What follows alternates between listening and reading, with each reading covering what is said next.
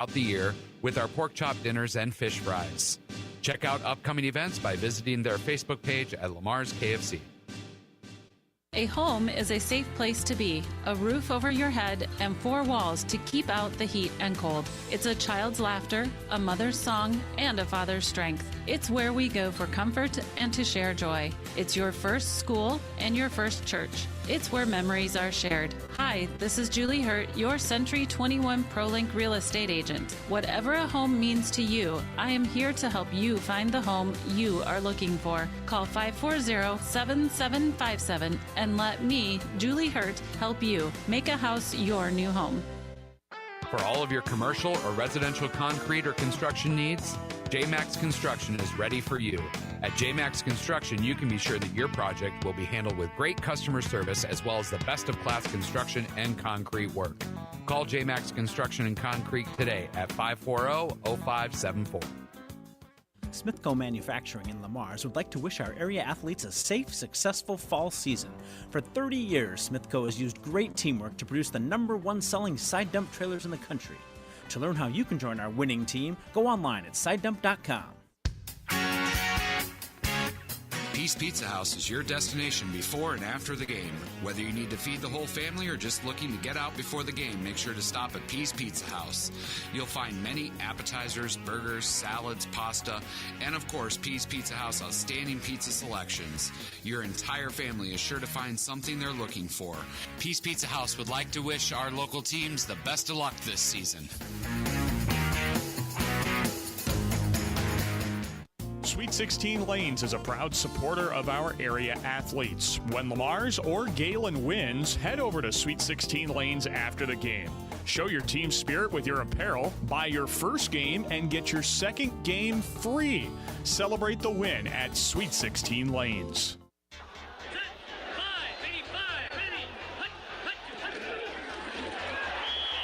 It's now time for high school football on 1410 AM, 96.9 FM, KLEM. McCarty in the pistol. He takes the snap. Bootlegs right. He's looking to throw. Now he turns it up the field and runs to the 10, to the 5, middle of the field. Cuts back left side. He's in. Touchdown, Gehlen Catholic. High school football. Pump fakes. Lobs it up right seam for Craig. Is back there. And Brant Klein comes down with it at the 30-yard line. Brant Klein picks off his second pass. With all the action, here's KLEM Sports Director Daniel Versteeg. Well, a very pleasant good Friday evening to you football fans. Welcome to Paullina as the Class A District 1 battle continues into its second and final week of the year. The Gehlen Catholic Jays, ranked number 8 in the state by the Iowa High School Athletic Association, get set to match up with the Wolverines of South O'Brien. Once again, good evening, everyone. Daniel Versteeg with you here on KLEM Lamar's. Online audio can be found on our website at KLEM1410.com. You can also watch this game, and that can be found on the KLEM Radio YouTube channel. Well, Gehlen Catholic comes into the matchup with a record of 5-1. They are undefeated in Class A District 1 with a 4-0 record, and a win tonight, plus a little bit of help in another matchup in this district, and the Jays will have their first district title since 2011. Meanwhile, South O'Brien, they have had just a rough go of it this year. The Wolverines are 0-6 and 0-4 in the district, and just trying to finish the season off strong. A tough matchup with Gehlen Catholic tonight. They'll be at Akron Westfield coming up next week on Friday night. But the Wolverines have had a nice couple of weeks, even if the scoreboard has not produced wins. They battled hard with Alta really a couple of weeks ago and took them to double overtime when the point after was ultimately the difference, and the Warriors took a 34-33 win in 2 overtimes a couple of weeks ago. HMS was the opponent last week on the road up in Hartley, and the Hawks were able to get the Wolverines in that contest by a score of 44-26. So South O'Brien still looking for their first win. Gehlen Catholic just looking to keep the momentum going. The Jays got a nice homecoming win over Sibley Ocheyedan last week, a 34-26 win over the Generals. And now the Jays will need Sibley Ocheyedan to pick up a victory here tonight over Hartley Melvin Sanborn to see the Jays become district champions here with a week to go in the regular season. Gehlen Catholic was up 34-12 at the end of the third quarter last week, and man, Coach Schindler, he just was not pleased with how the guys finished that contest. They just kind of let Sibley Ocheyedan hang around a little too long. And with a team that throws the football, that makes it that much more challenging because you got a team that's going to not take a whole lot of time off the clock. And Sibley Ocheyedan just stuck around, made it a little interesting there late in the ball game, but the Jays were able to hang on for the victory. Once again, Gehlen Catholic's offense is just running the football like there's no tomorrow.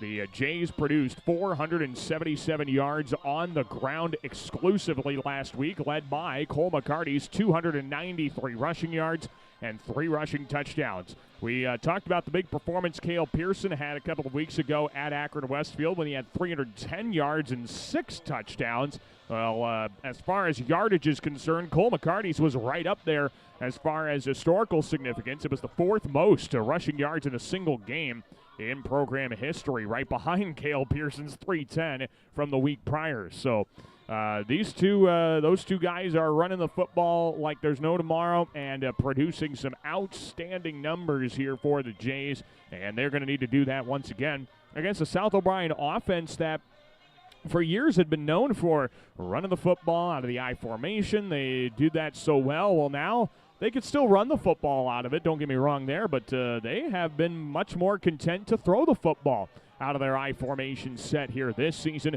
They're averaging 143 yards through the air this year with 12 touchdowns. So we're going to chat a lot about this with Jeremy Schindler, the head coach of Gehlen Catholic football, coming up in our pregame coverage. But just kind of an interesting wrinkle. This district does not always lend itself to great passing offenses, but South O'Brien is trying to maybe change that thought process. The Wolverines having a nice season as far as throwing the football is concerned. They're averaging 15 yards of completion, so this will be a passing offense that the Jays don't want to mess around with and don't want to let them stick around because they learned last week that, hey, if you're going to do that, it's going to be a bit of a long night. So, should be a fun matchup here tonight. Again, Gehlen Catholic ranked number 8 in Class A and are trying to solidify the district championship here tonight. We'll do our best to keep you up to date on the Sibley Ocheyedan Hartley Melvin Sanborn game as much as we can. And, of course, along with our other updates when it comes to Plymouth County football teams, we'll keep you up to date on those contests as well because there's also a district championship in Class 8-player District 1 with Remsen St. Mary's taking on Woodbine. Winner of that gets the title outright. We'll keep you up to date on some of the big games around the area while bringing you this contest here on KLEM Radio and also on the KLEM Radio YouTube channel, which we can thank our great sponsors for bringing you that. Their logos are on the corner of your screen, and they are Easy Clean Car Wash, Pease Pizza House, Northwest Bank, and Julie Hurt at Century 21 ProLink. Also want to mention, no Lamar's community football game tonight. The Bulldogs played last night against Fort Dodge. The Bulldogs were able to pick up a 44-37 win, and they improved to 4-3 overall, 2-1 in Class 4A District 1. So a nice win for Coach Vigdahl and crew, and we'll be checking in with Coach Vigdahl coming up tomorrow morning on the KLEM Coaches Corner to get kind of a recap of that contest. But again, the matchup here tonight is 8th-ranked Gehlen Catholic and South O'Brien. You got the two kind of clashing offenses, and who's going to win the battle there? Unfortunately for South O'Brien, the numbers would suggest that they have struggled to stop the run here this season, about 280 yards per game given up on the ground, and 24 of the 32 touchdowns they have allowed this season have come on the ground. So going to be a tough battle, but the Jays are looking forward to it and trying to see if they can do their part at least to lock up a Class A District 1 championship. They have not won a district under Coach Jeremy Schindler. They have had some great teams. They have done, they've gotten to the quarterfinals. They've gotten real close to the Unidome, but they have not won a district title yet under Coach Schindler. And in fact, I was chatting with Coach Schindler last weekend. He mentioned this to me, and it's one of those things that I always do when it comes to preparing for a game, is I like to look at the coach's history.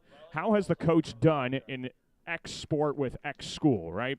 Well, Jeremy Schindler comes into tonight with an overall coaching record at Gehlen Catholic of 44 wins and 45 losses. He is looking to get to 500 as the head coach of the Jays for the first time ever. If you'll remember, his first season in 2015, Gehlen Catholic went an abysmal 0-9, so he never got to start with a winning record.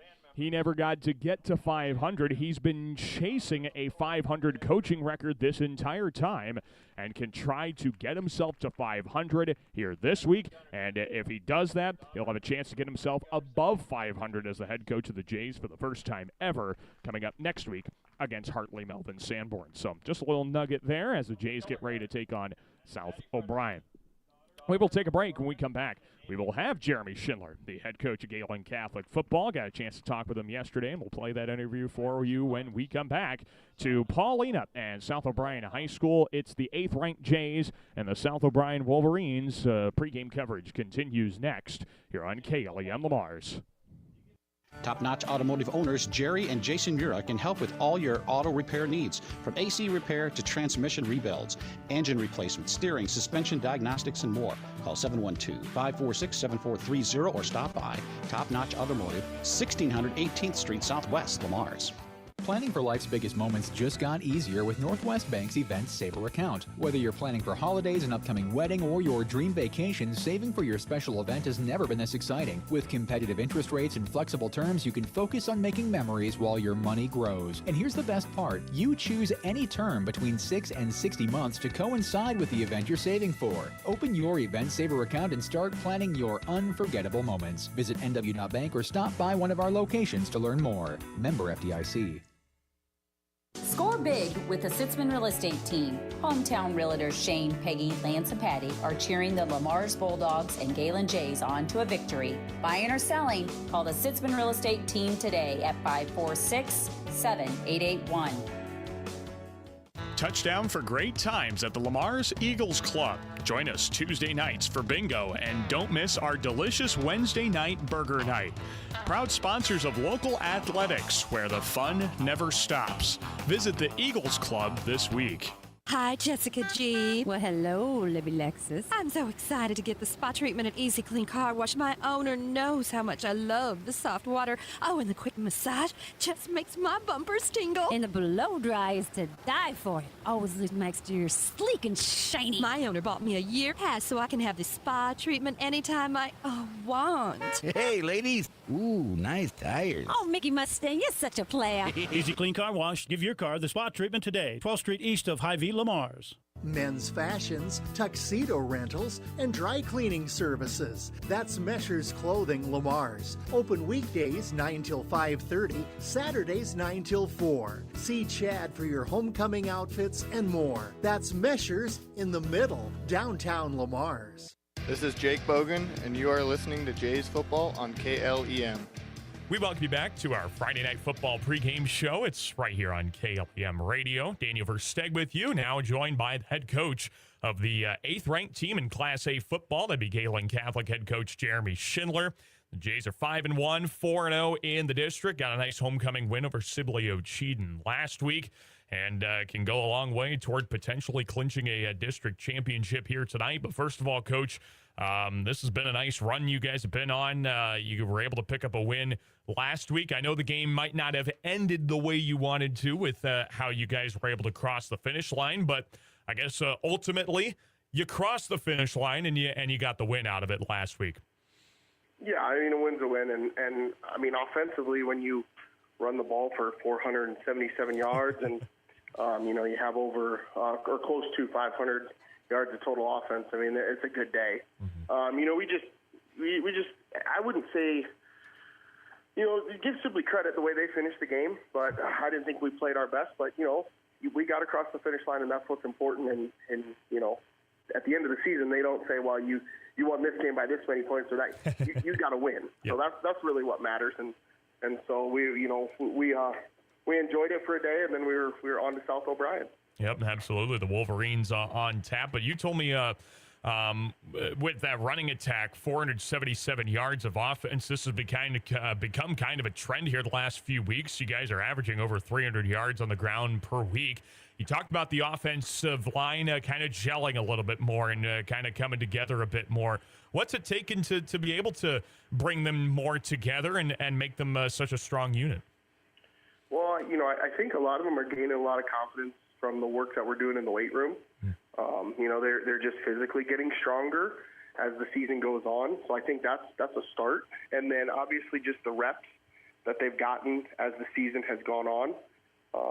And you continue to play with one another. You kind of, what the other guy is going to do or what the other guy can't do. And sometimes that's even more important than knowing what they can do, because now, when we're double teaming and stuff, I have to stay on this block just a little longer to help him, or nope, I know he can make that block. I know he can execute it, so I can get up to the second level even quicker. So just playing together, the reps they've had, that's really been a huge benefit for us. Yeah, and now it's paying dividends, especially on the scoreboard and on the stat sheet and all that kind of fun stuff. We hope it continues tonight. South O'Brien's the team. Coach, this is a winless team, but like we talked about a couple weeks ago with Akron Westfield, I think if you put the 0 in the win column and say that's that, you're doing this team a disservice. What stands out when you watch film on the Wolverines? Well, Coach Furman's been doing this a long time, and he knows how to get a football team ready to play in big games, and they're going to be excited. I remember a few years back, they were, I think, a top 10 team, and we upset them on our home field. So, I'm sure they definitely want to deliver some payback. And one of the things that stands out is they're throwing the ball quite a bit more than they have in the past. They still run their traditional I formation, use a lot of 3 wide receiver sets. But they got a really nice wide receiver in Derek Paulson. He's a really good playmaker. I think he's got over 600 yards receiving, and so they try and get him the ball in a multitude of ways. And we're gonna have to be able to identify where he is on the field and make sure that we tackle him. And really what we worked on this week was making sure when the ball goes in the air, we play the ball and not the receiver, and that's been a big adjustment for us this week. Yeah, and it seems like they like to go to him a lot, almost exclusively. It seems like there's one other receiver with over 100 yards, but Coach, this is number 1, number 2, and number 3 option. It seems like. So can you dedicate a little bit more manpower to it, or do you have a matchup that you feel is good that doesn't compromise the rest of the secondary? Well, I think we want to be able to play all of our different coverages and what I think that's one of our strengths is that we do. This is probably the most complicated or most complex that our defense has been in a few years. And really it's because the guys we have are able to handle the different coverages and they understand what their job is. Right now it's just about perfecting those coverages. If you look at last week, Sibley made a ton of contested catches, and that's kind of what Sibley does. So what we worked on this week was, when that ball is in the air, don't worry about the man, because if we're playing zone, you're covering an area, not a specific person. But when that ball goes in the air, you have to go attack the football. And so we tried to do a couple different drills to really get them to, that ball comes out and you fly to the football. And I think they started to realize, well, I can cover a lot more ground if I get my eyes in the right spot and I take that correct step and I don't peek where the receiver is. Just go to the football. The receiver's going to be at the football, so you're going to meet him there. You just want to get there first. Jeremy Schindler's with us, the head coach of Gehlen Catholic football, and then it comes down to making a play on it, and it seems like you guys have been improving on that as well as the season's gone along with interceptions, whether it's a guy who's normally playing in the secondary, or like last week, a guy like Dylan Pecos who has a hand on the ground, he's standing up, he's on the defensive line. Anybody seems to be buying into that line of thinking of making a play on the football. Yeah, absolutely. That's an area that Dylan Pecos has improved a lot in. Last year as a junior, early in the season, we had him playing a little bit of linebacker, and he didn't quite understand the coverages. And so we moved him to defensive end, and we really found a home for him at defensive end. Well, this year, we want to be able to play a 4-front, and we want to be able to play a 3, but we don't want to have to sub. And Dylan's kind of that hybrid. He can go back and forth between defensive end and linebacker. And the area he's made a huge improvement in is his coverage. He understands the zone. He understands how to read a quarterback's eyes. And he did a great job last week, knocked down a couple passes, and then obviously came up with the big interception. So kudos to Dylan. He's done a really good job of improving that skill. As we continue on chatting about the matchup with South O'Brien tonight on our pregame coverage, let's flip the other side now with South O'Brien's defense. This is a team, they stack the box a lot. The depth chart I got shows you're going to see a 4-4 kind of deal. What does that allow you to do? What kind of things can you run against that? Well, their outside linebackers will adjust. It's kind of what will determine a lot is how far do their outside linebackers adjust. Are they going to walk out all the way to our slots? If they don't, then we're probably going to, and we get a heavy box, we're probably going to have to throw it a little bit more. And if they walk, out a decent amount, then, obviously our run game is everything's open. But, obviously it all starts with our guys up front getting off the ball, executing their blocks, and then Cole making the right reads in the option game, and then the ball carriers following their blocks and making plays in the running game. Is that going to lead to, I know you didn't say this, but could this lead to a little bit more kind of run-pass options a little bit more, or are those things always determined with your offense kind of pre-snap? Yeah, absolutely. Whether it's a play fake or a true RPO, those are definitely in there, and kind of how the defense lines up is going to determine what we do with that, whether we call just a straight play action or if we're calling an RPO type look. So how they line up and how they adjust to our slot and outside receivers or even our trips formation, that'll determine a lot. Well, Coach, it's a big game, as we kind of talked about a little bit last week, and we've been kind of getting excited for the matchup tonight. You can win the district tonight. It will take just a little bit of help from Sibley now to beat HMS as well, but you have not been able to give Gehlen Catholic a district championship. You've been close a number of times. You've had some great teams, but that district championship just seems to elude you. What would it mean for this team to be able to get that done and, hopefully lock up at least 2 home playoff games? Yeah, absolutely. It's a great accomplishment, and it's another one of our goals. Obviously, first you want to make the playoffs. Well, we check that box off, and now you want to, win the district. We're in position to win the district, and you go take care of business tonight, and then next week, and there's no question about it, and you're the district champ. So you can't win both of them if you don't win this one. And so, our attention's on South O'Brien. They've always been a big physical team, and we expect nothing less from them to come out, and they're going to give us a great effort tonight, and it's going to be a battle for 4 quarters. So, our guys are ready for the challenge, and they've worked really hard for this, and it's something that they're ready for and that they want. What's it going to have to take to play a full 4 quarters this week and hopefully not have the feeling you had last week where you got the win, but you just didn't like how the 4th quarter turned out? Yeah, I just think execution on offense, part of that was last week is, when Jack came in, I was a little uncomfortable calling plays with Jack at quarterback, and it wasn't anything that Jack did. It was my comfort level as to what does Jack Roberts do well. He's kind of a kid who he plays receiver, he plays defensive back, and he's our backup quarterback. So we got him some extra reps this week, and I kind of figured out what does Jack Roberts do really well at the quarterback position, and so that'll hopefully help if Jack is called upon. But really, it's just execution on offense, and then just hustle and effort on defense. If we can do those things, then we should be fine and have a really good outcome. Yeah, hope that happens. Looking forward to the contest. Coach, always appreciate your time, and best of luck tonight. Awesome. Thanks, Daniel. Absolutely. He is Jeremy Schindler, head coach of Gehlen Catholic Football. Take a break, and we'll come back for kickoff. Back to Paullina after this here on KLEM.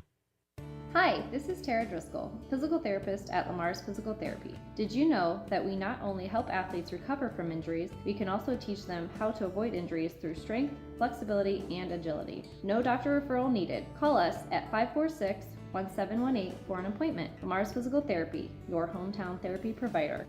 A home is a safe place to be, a roof over your head, and 4 walls to keep out the heat and cold. It's a child's laughter, a mother's song, and a father's strength. It's where we go for comfort and to share joy. It's your first school and your first church. It's where memories are shared. Hi, this is Julie Hurt, your Century 21 ProLink real estate agent. Whatever a home means to you, I am here to help you find the home you are looking for. Call 540-7757 and let me, Julie Hurt, help you make a house your new home.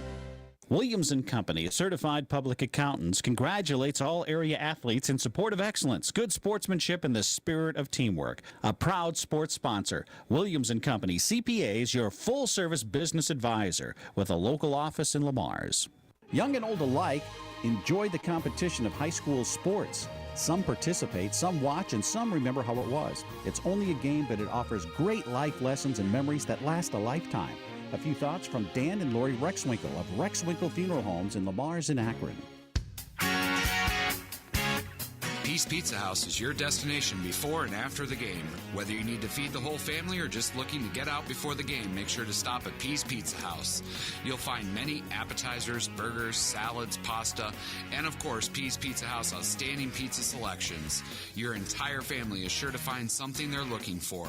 Peace Pizza House would like to wish our local teams the best of luck this season.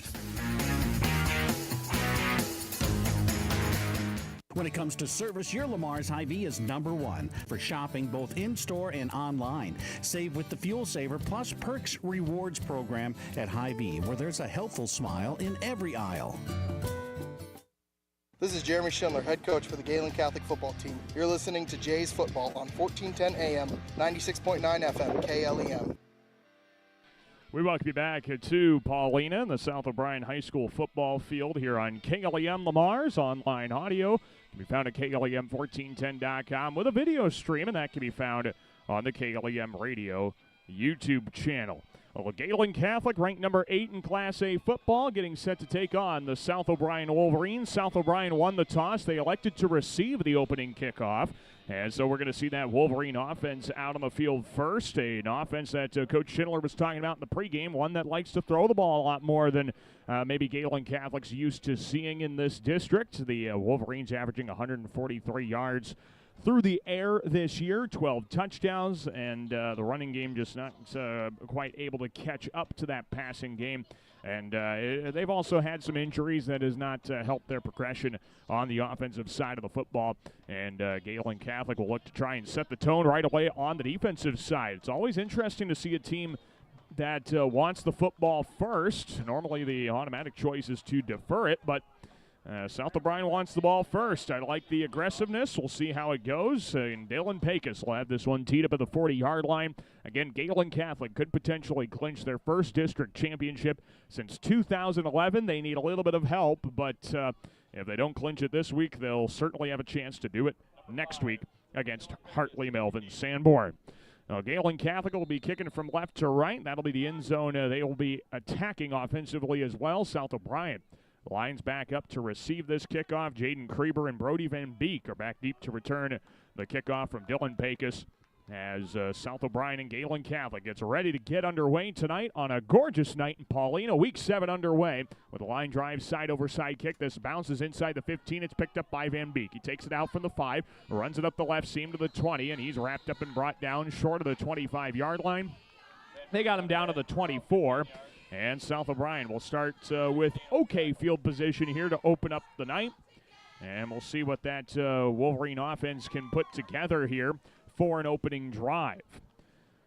South O'Brien led out there by Jaden Kreber, the junior quarterback. He started as a bit more of a running back for the Wolverines, but with Brady Riedemann going down with an injury, he's had to step up, and he's done a pretty decent job running the offense for the Wolverines. They line up in the I formation like Coach Schindler talked about in the pregame. He motions Van Beek right to left, takes the snap and gives to Jordan Jennis, the fullback. And fullback Jennis carries it around the right side to the 28-yard line. That's a nice pickup of about 4 yards. It'll be second down and 6. Gehlen Catholic's defense is going to be tested multiple ways, passing and running the football. And South O'Brien is looking to try and keep that offense on the field as long as they possibly can. Second down and 6 for the 28. South O'Brien, there they go in the I formation once again. 2 receivers right and 1 to the left side of the formation. The slot receiver Van Beek motions right to left. Snap back to Kreber. It's a quarterback keeper on the left side. Tries to cut it back. He's wrapped up and smothered. Drake Hodson, Cole McCarty there for the stop across the 30 to the 30, right at the 30-yard line. Just a pickup of 2 for Jaden Kreber. And it will be third down and 4. 30-yard line. So third down and 4 here for South O'Brien, and this is a big down right out of the get-go. Can they keep the offense on the field? Again, the papers suggest that Gehlen should win this ball game, but it's plays like this that would keep South O'Brien in it. I formation, screen pass left. It is caught outside the left. Numbers in the cutback up across the 35 to the 40. Gets South O'Brien a first down. Brody Van Beek to the 41-yard line on the 11-yard screen. And South O'Brien has themselves their first down of the contest. A nice completion there to Brody Van Beek on the flats. He made a great cutback move in the open field to give himself an extra few yards on the play. And the Wolverines now have 1st and 10 from their own 41-yard line with the line to gain in enemy territory. From the Wolverine 41, an I formation look for Jaden Krieber. Goes under center, takes a snap, and he gives to the tailback.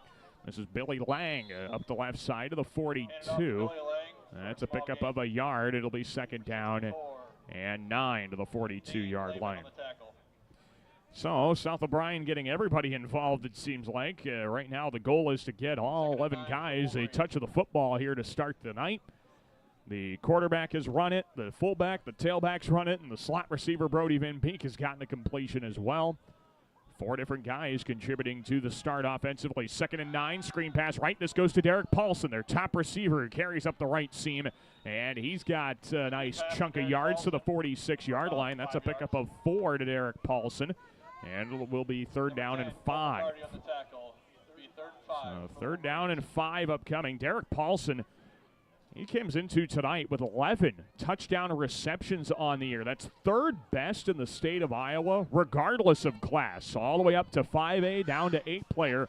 He's 3rd in the state right now. 3rd down and 5 for the 46. I formation under center. Krieber takes a snap, drops back to throw, steps up in a collapsing pocket, and he's going down for a sack. Dane Lehman was in there. There was another that had the wrap up down low.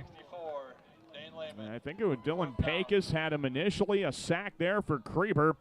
And it'll be a loss of 4 back to the 42, and that'll set up 4th down at about 9 or 8 yards.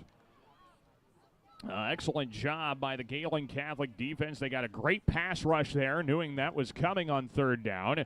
And now the Wolverines will line up to punt. The senior Brett Evans lines it up. He gets a left-footed spiraling kick. Bounce to the 30-yard line. Pearson runs up. He mishandles it to the 24 and then dives back on it to keep the possession. Oh, boy, we already have a little bit of a jump scare there for Gehlen Catholic. Cale Pearson gets back on the football, though, at his own 24. And the Jays will take over with 8:26 to play in this first quarter and a scoreless contest here in Paullina.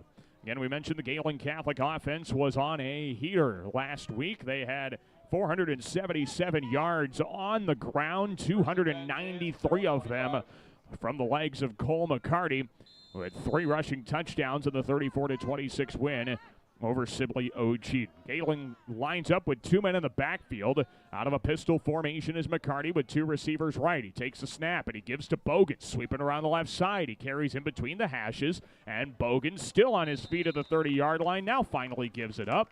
He's got a pickup of 5 to the 30-yard line. And it'll be 2nd down and 5 on the carry by Bogan. So Jake Bogan gets the first touch. Maybe the trend now is after Cale Pearson's 310-yard game 2 weeks ago. Cole McCarty going for 293 last week. See if we can get Jake Bogan some big yardage here and see if he can be the feature back for Gehlen Catholic. 2nd down and a long 5. The ball just outside of Gehlen Catholic's 30-yard line. 3 receivers line up right, 1 left in the pistol. They give to Pearson, who has a big crease up the right seam, gets a great block downfield from Pecos, and Pearson's in the open field to the 30, the 20, the 10, to the 5. Touchdown, Gehlen Catholic. Cale Pearson breaks it off for a 70-yard touchdown run. And the Jays are on the board in a big way. They lead it 6-0 on a massive 70-yard run for Cale Pearson. That also gives Cale Pearson 1,000 rushing yards on the season. He has now done that in all 3 of his years as a varsity football player. An outstanding achievement, 3 1,000-yard seasons at Gehlen Catholic. Point after try upcoming now for Dylan Pecos, with 7:37 to play in the first quarter after the 70-yard touchdown run by Cale Pearson has put the Jays up 6-0. Wyatt Coons on the hold. He will try and assist Dylan Pecos in making this a 7-point ball game. Here's the snap from Easton Spangler. The spot by Coons, and the right-footed kick by Pecos is no good. Pushed it wide right. So your score now with 7:37 to play in the first quarter. It's Gehlen Catholic 6, South O'Brien nothing. We're back with more of this district matchup in Class A District 1 after this here on KLEM Radio. Colbeck Incorporated is proud to support local high school athletics. They encourage you to play hard and play smart and always show good sportsmanship. Best of luck from your friends, Brian, Kevin, and Wayne Colbeck. State Farm agent Michael Crank is a proud supporter of local athletics. Whether you are looking for auto, home, or health insurance, choose the agent that will be on your side. State Farm agent Michael Crank. This is Dan Layman, and you're listening to Jays Football on KLEM. And we welcome you back to Paullina. Daniel Versteg with you here on KLEM Lamar's with online audio found on our website at KLEM1410.com and a video stream found on the KLEM Radio YouTube channel. Well, quick work of that one. Gehlen Catholic goes up 6-0 early on South O'Brien. The Wolverines did get a first down on their first drive, but then had to punt on the next set of downs. Gehlen Catholic, 2 plays later, is into the end zone with a 70-yard touchdown run from Cale Pearson.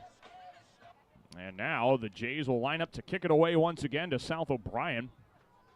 As the Wolverines, well, their main goal is possess the football. The kind of the cliche thing to say would be the best defense is your offense at this point. Pecos lines up the kick, and this one's taken out for the 5-yard line. This is a reverse. Running around the right side is Brody Van Beek. The Jays stay home and make the play. In the open field, Derek Paulson took the kickoff. He pitched it over to Van Beek, who tried to run around the right side. But Gehlen Catholic stayed disciplined. They stayed home to make the stop. And South O'Brien will start inside their own 25-yard line. And they will officially spot the Wolverines at about the 24. So from the 24-yard line, South O'Brien gets this drive started, trailing 6-0 here to Gehlen Catholic with 7:31 to play in the first quarter. The Wolverines line up in the I formation. Grieber under center. Screen pass left, and it got batted down by Mason Small. Small blew up the left tackle, got in the way of the screen pass, and knocked it down. Incomplete. It'll be 2nd down and 10. Second down and 10 for the Wolverines. Boy, you've got Dylan Pecos, who has been playing defensive end. He had an interception here against Sibley Ocheyedan last week, and now you got Mason Small, who was right in the passing lane on the screen. South O'Brien stays with the I formation look. 2 receivers line up left and 1 right of Jaden Grieber, who goes under center. Grieber takes the snap, and he gives to the tailback. Billy Lang dances his way through some traffic. He gets across the 30, the 31-yard line. A nice pickup there for Lang. And they're going to say about a 7-8-yard pickup there. And it will be 3rd down and 2. On the carry by Billy Lang. South O'Brien now has a 3rd down and manageable. And again, this is a big money down here for the Wolverines. As they try and stay on the field, it'll be 3rd and 2. Going back to the I formation once again. Under center, Grieber takes a snap. The give to the tailback. Jennis trying to get some leverage, and nothing's there. The Jays put up a brick wall, and Jennis had nowhere to go. Now 5 Jays all around him, and the stop on 3rd and 2 will force 4th and 2. And it looks like it will end up forcing a punting situation. Wyatt Coons will go back to return this one here for Gehlen Catholic instead of Cale Pearson. 4th and 2 for the Wolverines. And the punting scenario upcoming here for Brett Evans. The senior looking to get a good boot on this one with 6:20 to go in the first quarter. Claps his hands, takes the snap, gets the lefty kick. It's an end-over-end boot, and Coons feels on the fly at the 38. Takes it out right seam to the 40, 45, and Wyatt Coons is twirled around and brought down at his own 47-yard line. And that's where Gehlen Catholic will start this drive with 6:10 to go in the first quarter. And again, the Jays on top by a score of 6-0. It only took 2 plays. Gehlen Catholic found the end zone on their first drive. We'll see how this drive goes after the 70-yard touchdown run by Cale Pearson. There is a penalty flag actually on this play as well. And it's all the way back at the original line of scrimmage. Again, unsportsmanlike conduct penalty going against Gehlen Catholic. after the play was over, or a dead ball penalty, I should say.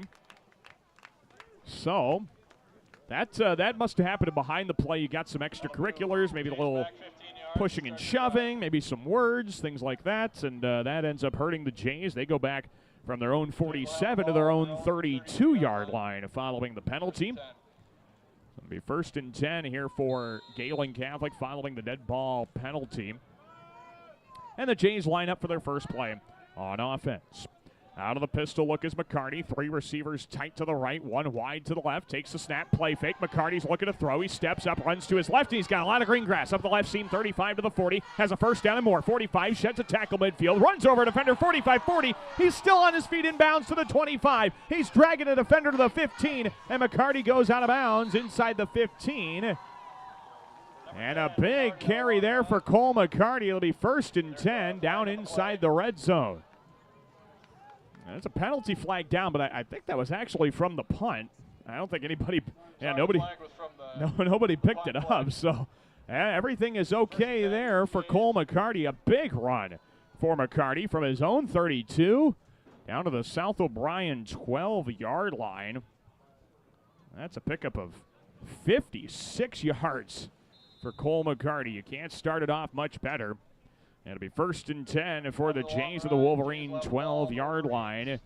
Now with 5:54 to play in quarter number 1, 6-0 in favor of Gehlen Catholic, the number 8 ranked team in Class A football. It's 1st and 10 from the Wolverine 12. Pistol set for McCarty. Turns and he gives to Pearson. He's trying to work his way through some traffic. The Wolverines got some good leverage. They push their way through, and Pearson goes down for a loss of a yard. Nice job of the Wolverine front 4. They kind of line up with a bit more of a front 8, I guess, if you will, when it comes to the linebacking. They kind of got that 4-4 look. That linebacking core, the outside linebackers, Coach Schindler talking about, they kind of drop in coverage sometimes. They like to push up on the run, so a lot of things they can try and do there. It is 2nd down and about 11 yards to go. Ball's at the Wolverine 15. They fake the give to Pearson, and McCarty sweeps around the left side, gets a block to the pylon to the 5. He's tackled into the end zone, and he is not in. They're going to say he's down at the 1. That's a pickup of about 13 yards, but it'll be 1st and goal here for Gehlen Catholic. 1st down and goal upcoming here for Gehlen Catholic from the 1-yard line, with 4:55 to play in this first quarter. And the Jays are trying to make it a 2-score game already. Gehlen Catholic lines it up. 2 men in the backfield, 2 receivers, right, 1 left. McCarty gives. Bogan working his way through a defender, and he gets into pay dirt for a Gehlen Catholic touchdown. Jake Bogan with his 2nd rushing touchdown of the year. It comes from just a yard out, and Gehlen Catholic already up by a score of 12-0 over South O'Brien with 4:39 to play here in the first quarter. So Jake Bogan into the end zone for the 2nd time this season. His last score came against Alta Aurelia in week 3. And he finds the end zone this week. And now the Jays will line up to go for 2, trying to make up for that point after that was missed by Dylan Pecos. McCarty lines up at the pistol. 2 right, 1 left. Takes the snap, fakes to give to both backs. He's rolling to his right. He's looking to throw to the end zone, and that ball got deflected away from Dylan Pecos. An incomplete. Carter Halverson on the coverage. And the incomplete pass means the 2-point try is no good. And so with 4:39 left to play in quarter number 1, Gehlen Catholic's lead is 12-0. We'll take a break and have more of this football contest after this on KLEM. Are you looking to score some extra cash this season? At Northwest Bank, we reward your relationship. With our full lineup of checking and savings options, you can choose the best play for your financial game plan. Here's the winning move. Meet with a Northwest Bank personal banker, complete a minimum of 4 new products and services from the approved list, and get extra cash on us. It's that easy. It pays to bank with Northwest Bank. Visit nw.bank to get in the game. Member FDIC. This is Cale Pearson, and you're listening to Jays Football on KLEM. We welcome you back to Paullina, the South O'Brien High School football field. Daniel Versteg with you here on KLEM Lamar's with online audio, which can be found on our website, of course, at KLEM1410.com. Well, Gehlen Catholic has just dominated the line of scrimmage so far. The Jays are up 12-0 with 4:39 left to play in quarter number one. Some big runs. Obviously, the 70-yard touchdown run directly led to points from Cale Pearson. And also, Cole McCarty has broken off a big 56-yard run here tonight. He also had a big 13-yard run that set them up down at the 1-yard line. So a great night all the way around for the Gehlen Catholic rushing attack. Jake Bogan found the end zone most recently, and now the Jays line up to kick this one away. Dylan Pecos, line drive. This is Squibber. It's picked up by the Wolverines at the 25-yard line. Taking up the right numbers to the 35 and being brought down at the 36-yard line. Looks like Marshall Warnke maybe. Yeah, Marshall Warnke on the return there for South O'Brien, and the Wolverines will have it at their own 35-yard line with 4:34 to play in this first quarter. 12-0 the score in favor of Gehlen Catholic. The Jays just cannot do much better on the line of scrimmage. We saw the big sack that forced the first fourth down of the contest. Some good penetration on the 3rd and 2 kept the Wolverines from picking up a first down on their last drive. 1st and 10 now, I formation, and the give from Krieber goes to the tailback. Billy Lang working his way right side of the 39-yard line. That's a pickup of 4 for Lang, and that'll make it 2nd down and about 6 to go, maybe a long 6. Number 10, Cole McCarty on the tackle. Some Billy Lang has been kind of the go-to back here, which is kind of interesting. I thought we might see Jordan Jennis a little bit more. Billy Lang came into tonight with 17 carries and just 28 yards rushing, but he has been moving the football pretty well now. 2nd down and a long 6, short 7. I formation, bootlegging left and rolling left is Krieber. He throws up the left numbers, and Paulson is wide open across the 45, across midfield, and he's in enemy territory. The Gehlen Catholic 45. That's a pickup of 16 yards in the completion to Derek Paulson, and it's a 1st down here for South O'Brien. Wolverines picking up some confidence offensively with 3:54 to play in quarter number one, and the Jays on top by a score of 12-0. Gehlen Catholic is the number 8 ranked team in Class A football here this week. The rankings coming from the Iowa High School Athletic Association Rankings Committee that has just been formed here in the last year and a half. 1st and 10 from the J45. I formation rolling left. Krieber looking to take a shot at the left sideline for Paulson. Runs under it, over the shoulder catch inside the 10-yard line. Great play by Paulson. He's brought down out of bounds at the 5-yard line. That's a pickup of 40. And it's more than enough for a South O'Brien 1st down. What a toss from Jaden Krieber to Derek Paulson. You throw enough short plays and you throw enough screens, you kind of have the opportunity there to pop the lid off the top of the defense. And now the Wolverines have 1st and goal from the 5 of Gehlen Catholic. I formation for Krieber. He goes under center. He gives to the tailback. Billy Lang working his way right. And he's able to pick up just a couple yards to the 3. It'll be 2nd down and about goal to go. 2nd down and goal on the 2-yard carry by Billy Lang. Lang has not scored yet this season. Jordan Jennis has scored just once on the ground. The Wolverine offense has only scored 3 times rushing the football here this year. 3:15 to go in quarter number 1. Gehlen Catholic with a 12-0 lead. High formation. Krieber goes under center. He takes a snap. This one to the fullback, Jordan Jennis, who plows his way in. Oh, the ball came out, but they say touchdown. They say touchdown. Gehlen Catholic came out with the ball, but they're going to say Jennis broke the plane, and he's into the end zone for 6. Gehlen Catholic's lead cut in half with a touchdown run by Jordan Jennis. His 2nd touchdown run of the year, and it is 12-6 in favor of Gehlen Catholic. And South O'Brien will line up for the point after try. Derek Paulson will try the point after. He's 6 of 9 on these extra point kicks this season. And South O'Brien will try and cut it to 5. Snap and spot are good. The right-footed kick is inside the left upright. It is good as well. And your score here with 3:03 to play in quarter number 1. It's Gehlen Catholic 12, South O'Brien 7. Another quick touchdown, and the Jays will have a chance to respond when we come back here on KLEM. Lamar's Community Athletic Boosters are proud supporters of this broadcast. Hard work and determination are vital to the success of our area athletics. The Lamar's Community Athletic Boosters are proud to stand behind our athletes and coaches as they work towards success on the field and in the classroom. At American Bank, we believe in offering you what you want in a bank. Free checking, free debit and ATM cards, extended lobby and drive-up hours, competitive loans and deposit rates, online and mobile banking with bill payment and mobile deposit services. American Bank, achieving success together for over 130 years. Member FDIC and equal housing lender. This is Cole McCarty, and you are listening to Jays Football on KLEM. We welcome you back to South O'Brien High School in Paullina. Daniel Versteg with you on KLEM Lamar's online audio can be found on our website at KLEM1410.com. You can also watch a video stream on the KLEM Radio YouTube channel, and that is brought to us thanks to our great sponsors on the corner of your screen, Peace Pizza House, Northwest Bank, Easy Clean Car Wash, and Julie Hurt, Century 21 ProLink.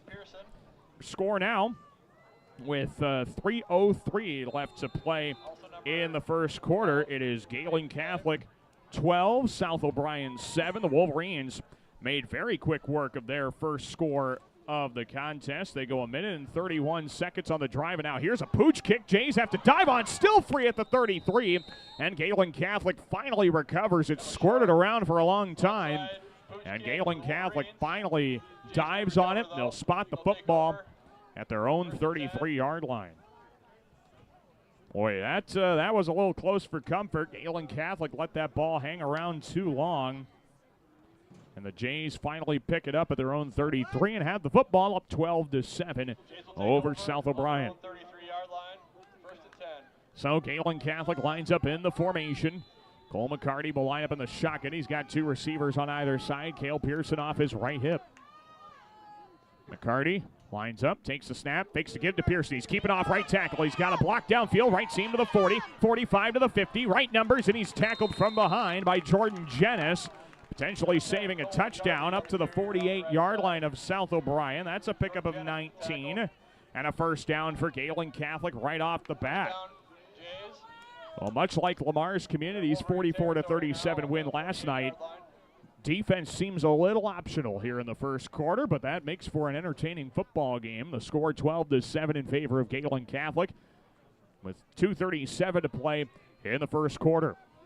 Jays line up 1st and 10 from the Wolverine 48-yard line. Two receivers left, one right, two backs in the backfield in the shotgun, and they give it to Bogan, trying to sweep around the left side. He breaks a tackle in the backfield. He's racing to get back to the line of scrimmage, and that's about all he's going to get. Jake Bogan will lose maybe about half a yard, but not much more than that. Well, they are going to say a full yard, back to the 49-yard line. Loss of a yard will make it 2nd down and 11 from there. So 2nd down and 11 for Gehlen Catholic from the Wolverine 49, leading this one 12-7, 2 minutes to go in the first quarter. Again, the Jays need to take care of business here. A win would give them a chance to clinch the district championship tonight. Not a guarantee necessarily. 2nd and 11. McCarty fakes the give to Bogan. He gives to Pearson, who breaks tackle right side, turns it up the field, right seam to the 45-40, stiff arms the defender, runs through him across the 35, and he's tripped up finally at the 33-yard line. That is a nice carry. They're going to say 34. And a pickup of 15 yards for Cale Pearson. It is 1st down and 10 for Gehlen Catholic.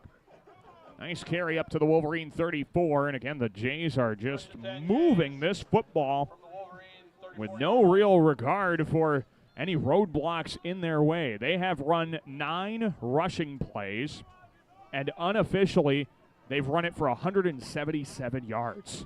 1st and 10 from the Wolverine 34. Out of the shotgun, McCarty takes the snap, and he gives to Pearson, working his way through some traffic, and he gets brought down in the middle of a pile at the 33-yard line. Just a yard there for Cale Pearson, maybe a couple to the 32. It'll be 2nd down and 8. So if you were concerned about Gehlen Catholic's running ability tonight, I don't think you have anything to be worried about. The Jays have been moving the ball incredibly efficiently and are trying to make it a 2-score game once again. 12-7 Gehlen Catholic, now under 40 seconds to go in the first quarter. This could be the last play of quarter number 1.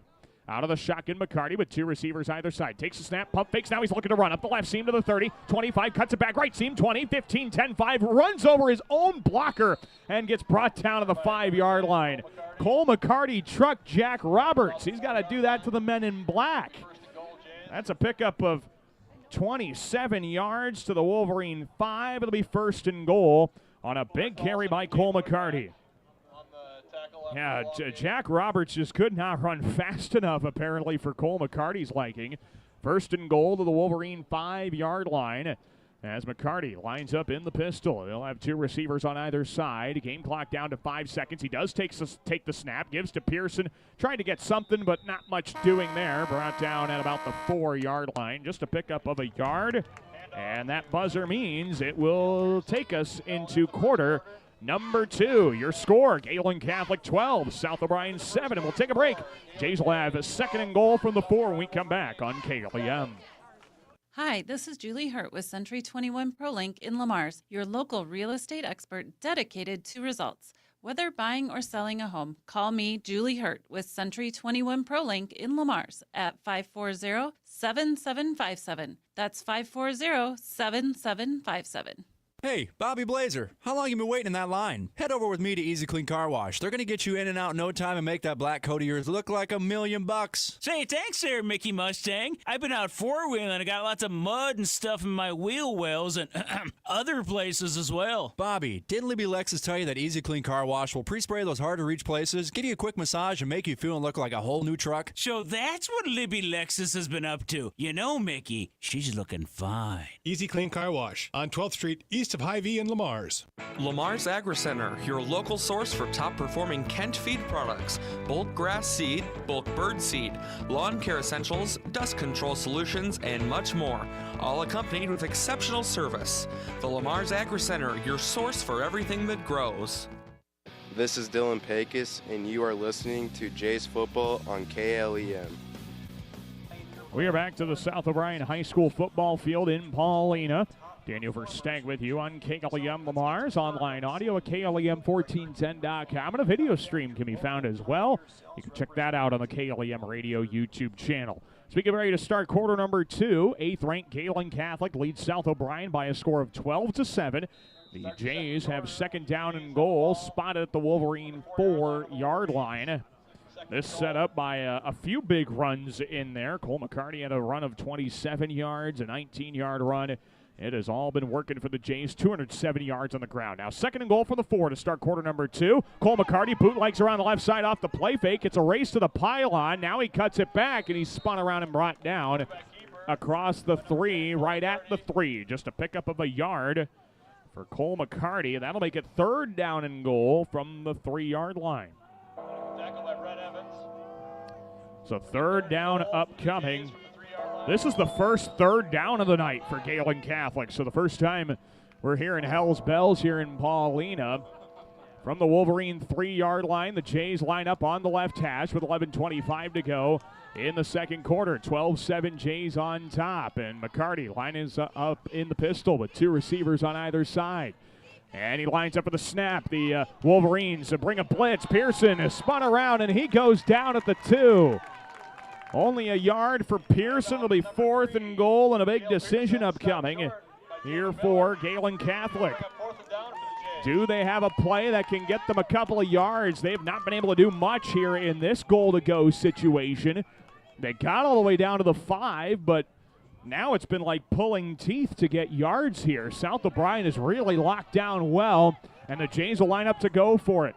Need to get into the end zone on 4th and goal, just inside the 3. McCarty the snap, has an option around the right side. He cuts it back, gets vertical toward the goal line, and he is in for a Gehlen Catholic touchdown.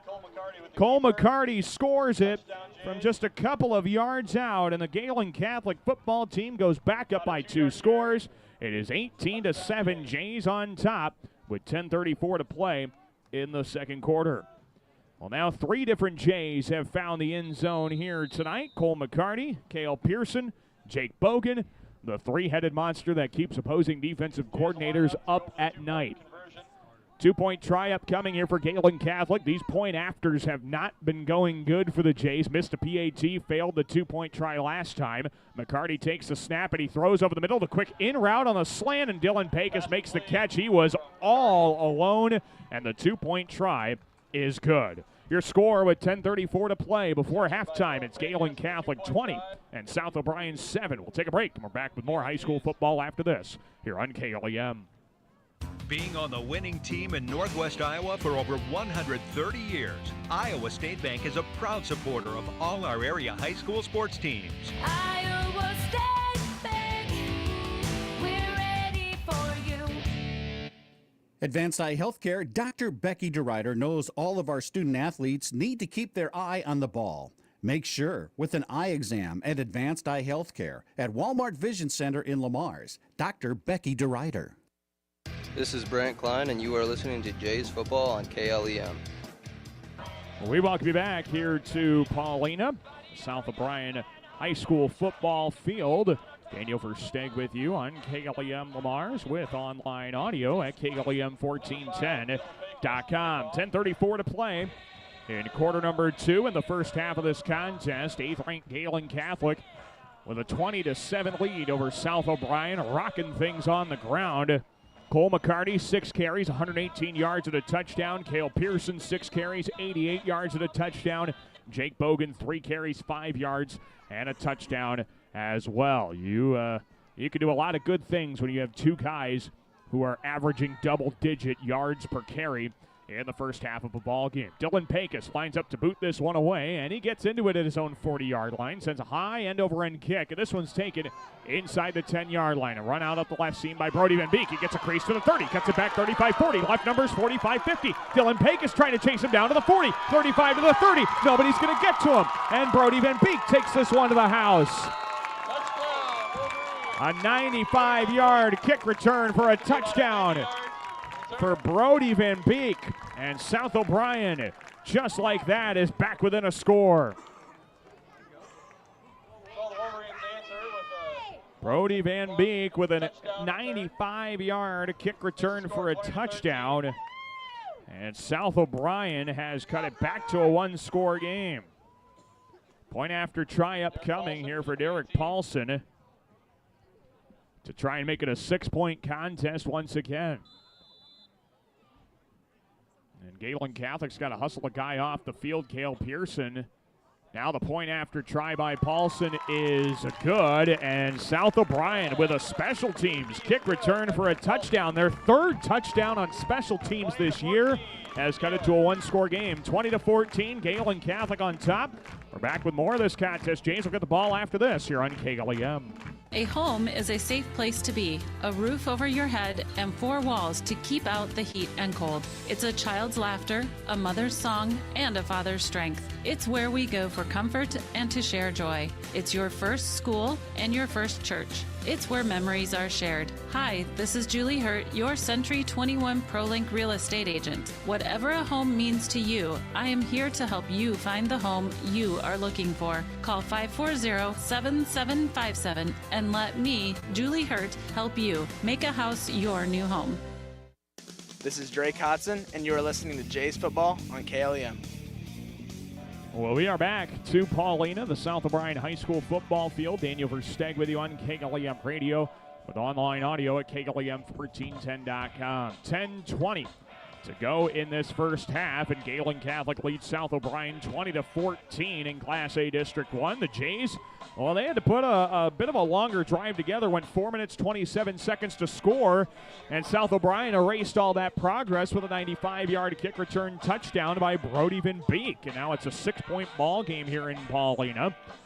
So again, this is why we play the games. The numbers suggest that Gehlen should be winning this ball game big time, but the numbers don't account for the great play of South O'Brien here in the first quarter of the contest, first half of the contest. And now Derek Paulson will line up to kick this one away from his own 40. This is a little bouncing squibber. It's picked up at the 40-yard line by Brant Klein. He takes up the left seam across the 45, and he's brought down at the 48-yard line. So Paulson tried once again to maybe steal a possession there with a little pooching squib kick of some kind. Whatever kind of adjective you want to use for it would be applicable, I think, there. And Gehlen Catholic will have the football at their own 48-yard line. 10:16 to go here in the first half of this contest. 20-14. Gehlen Catholic leads South O'Brien in Class A District 1. First and 10 for the Jays from their own 48. Out of the shotgun, McCarty, two receivers on either side, and the Wolverines show a blitz. They bring it. The give to Pearson around the right side. He's twirled around in that pile and tackled across midfield to the South O'Brien 49-yard line. Give him a modest pickup of 3 yards, and it will be second down and 7. Second down and 7 here for Gehlen Catholic from the South O'Brien 49-yard line. As the Jays have done a pretty good job so far running the football. Score update in Sibley. Sibley, O'Cheaton, and Hartley Melvin Sanborn are tied at 7 in the first quarter of that contest. It's second down and 7 here from the Wolverine 49. McCarty fakes the pitch. He keeps off the left side, breaks tackle 45 to the 40. Left number's 39, and a penalty flag comes out. They're going to get the left tackle for a hold. This one's coming back, and Gehlen Catholic called for a holding penalty. This one thrown by the back judge. That was way far downfield. And he got the call right, but I'm just wondering how the white hat didn't see that. Yeah, holding penalty is the call. And they will say the spot of the hold was the Wolverine 46-yard line. And so they'll march it off from there, and Gehlen Catholic will have it at their own 44. So give them second down and 15. So second down and 15 upcoming from a pretty obvious holding penalty. Gehlen Catholic will now be behind the chains and have to kind of put some work together. Second and 15 for the Jays for their own 44, maybe second and 14, however you want to kind of view it. 3 receivers, right, 1 left. McCarty has a speed option around the right side. He fakes the pitch. Now he pitches it late, and Pearson lost the football. It's loose at the 45. I think it went out of bounds. All the way on that far side, the pitch does end up going out of bounds, so nothing lost. Actually, the Jays, I think, end up gaining a yard to the 40. No, they're going to spot him back at the 44-yard line, so nothing lost. And Gehlen Catholic will have third down and 14 from their own 44-yard line. 9:13 to play in this third quarter. Gehlen Catholic with a 20-14 lead on South O'Brien here in Class A District 1. An opportunity for the Jays to win the district title. But they can't win it without a win, no matter what the scenarios are. 3rd and 14. Kind of an I formation pistol. McCarty looking to throw. Pitches back to Pearson. And now he's looking to run in between the hashes. Gets across the 45 and stood up at the 47-yard line. A little pitch back to Pearson. He makes the catch and picks up 3. It'll be 4th down and 11, and the Jays will line up to punt the football. So Gehlen Catholic forced to punt this ball away on 4th and 11. This will be their first punt of the night. And now we're getting kind of a reverse of how the half started. South O'Brien punted on their first 2 drives. Gehlen scored on all of theirs. And now South O'Brien has scored on their last 2 opportunities, and Gehlen is lining up to punt. Cale Pearson will line up to punt this football away. Derek Paulson's back there to return, so is Brody Van Beek. Pearson runs right, he gets the rugby kick away, a line drive end-over-end kick. This one bounces and rolls up the right sideline. It keeps moving inside the 15, and it is touched down at the 11-yard line. An exquisite punt by Cale Pearson, and it goes for a net of 42 yards. South O'Brien will start with the ball at their own 11-yard line. So South O'Brien's offense comes onto the field for the first time here in the second quarter. The only time they've touched the football in this second quarter was a 95-yard kick return for a touchdown by Brody Van Beek. So the offense has been getting a nice bit of rest. They haven't been on the field since there were 3 minutes to go in the first quarter. That was 7 minutes ago. High formation, and Kreber gives it to the tailback. Billy Lang working around the right side. And there's just not much going there. He picks up a yard to the 12. And that'll make it now second down and 9. So second down and 9 on the modest 1-yard pickup by Billy Lang. South O'Brien is looking for a nice long drive. In their perfect scenario, Gehlen doesn't get the football back, and the Wolverines score right before the end of the half. 2nd down and 9 from the South O'Brien 12. I formation once again. Under center, Krieber. He motions the slot backman Beek left to right. He turns and gives to the fullback. Jennis powers his way through. That's a nice run for Jordan Jennis. He gets to the 19-yard line. It's a pickup of 7 yards. It'll be 3rd and 2. So, 3rd down and 2 upcoming, making things just a little bit more interesting. And Gehlen Catholic's defense is going to have to bow up here and try and come up with a stop inside the Wolverine red zone. 7:05 to play in the half, 20-14. Gehlen Catholic up on South O'Brien with a big 3rd down and 2 upcoming for the Wolverines. Now with the play clock down to 6. Wolverines line up in the I formation. Krieber goes under center, and he takes a snap with 2. And nothing's doing there. Krieber's going down for no gain. That was either a busted play or a design quarterback keeper that just did not develop, and Krieber doesn't gain anything, doesn't lose anything. It'll be 4th and 2, and the Wolverines will bring out the punting unit. So a nice job by the Jays. They did not want to mess around, obviously. If it's a busted play, they'll take it. They're going to take advantage of it. And now Cale Pearson will line up to return this kick. He's standing at his own 45-yard line. And this kick goes straight up in the air. This is going to take a horrible bounce, and the Jays will play a fire drill to get away out of it. South O'Brien downs it. It is at the 29-yard line of Gehlen Catholic on a punt that picks up just 10 yards. That thing went straight up in the air, and the Jays will have it inside enemy territory, deep inside enemy territory at the South O'Brien 29. With 6:10 to go here in the first half, Gehlen Catholic gets the ball, leading it by a score of 20-14. Gehlen Catholic, the number 8 ranked team in Class A football, and are trying to give themselves a chance to win the district championship outright here tonight. Out of the shotgun is McCarty. 3 receivers right and 1 left. Takes a snap, play fake. He's going to keep it on the right side. He makes a man miss. Now he turns up the middle of the field, and he's still on his feet to the 15, 20, to the 10, to the 5. Breaking tackles, cutting back to the middle, and he's in. Touchdown, Gehlen Catholic. Cole McCarty danced through 4 or 5 or more Wolverines, and he scores from 29 yards out. And the Jays are back up by 2 possessions. It's 26-14. Gehlen Catholic with the lead on Cole McCarty's 2nd touchdown run of the night. This one from 29 yards out. 7 carries for 147 yards and 2 touchdowns for Cole McCarty. And on the 2-point try, again trying to get back their missed conversions earlier on in the night. Out of the shotgun to McCarty, and he takes the snap, fakes the give. He's looking to throw over the middle, and Dylan Pecos is wide open once again for the 2-point conversion as he makes the catch a yard deep in the end zone. 28-14, Gehlen Catholic with the lead after the 29-yard touchdown run by Cole McCarty. South O'Brien will get the ball back with 6 minutes to go in the half when we come back here on KLEM. Get more because you deserve more with Kylie Petty, Century 21 ProLink, serving Lamar since 2011. Wishing our local teams a successful season. Visit KyliePetty.com for your real estate needs.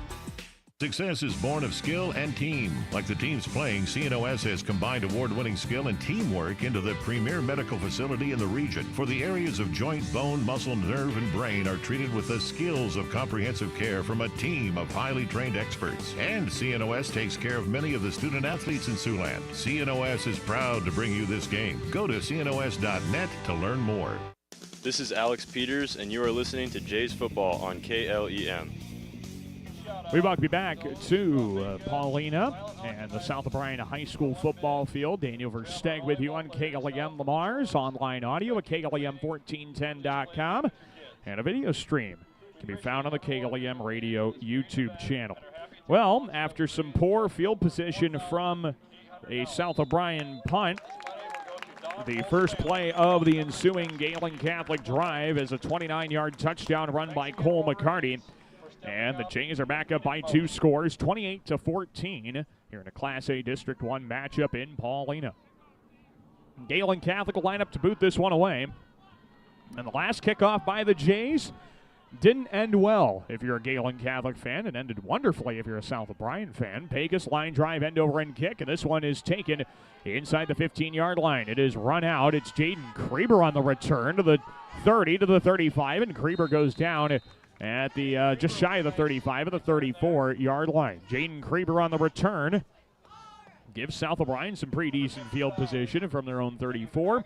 And with 5:50 to go in quarter number 2, South O'Brien will get the football down 2 scores. And this is a big drive as well for the Wolverines. They are trying to get to the end zone because Gehlen Catholic will get the second half kickoff as well. So you don't want to not answer this score here. 1st and 10 for the Wolverines from their own 25, I formation. The snap to Kreber, and he gives to Jordan Jennis, the fullbacker on the right side, running through Jays, and a hard hit brings him down to the 42-yard line. That's a 7-yard pickup for Jordan Jennis, and it will be 2nd down and 3. Well, Jordan Jennis, he's 6'1", 210, and once that gets going downhill, it is next to impossible to stop.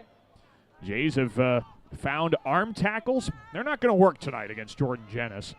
2nd down and 2 or 3 for the 42. I formation, screen pass left, caught by Paulson, trying to get a block up ahead. And Jack Roberts meets Paulson to the 44-yard line and brings him down at the 45 for a South O'Brien 1st down. A pickup of 3 and a 1st down on the screen pass to Derek Paulson. He's having a great night through the air. 4 catches for 63 yards. Just need to get him the ball a little bit more, and that would work wonders for the South O'Brien offense. 1st and 10 for the 45 now. 5 minutes to go in the half.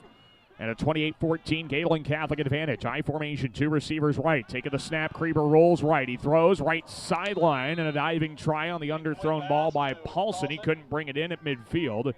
And the incompletion will make it 2nd down and 10. Yeah, that one, that's a tough throw for a left-handed quarterback. Paulson's rolling to his right, and then he's got to bring the ball all the way back around to his left and kind of throw across his body with the momentum taking him a weird way.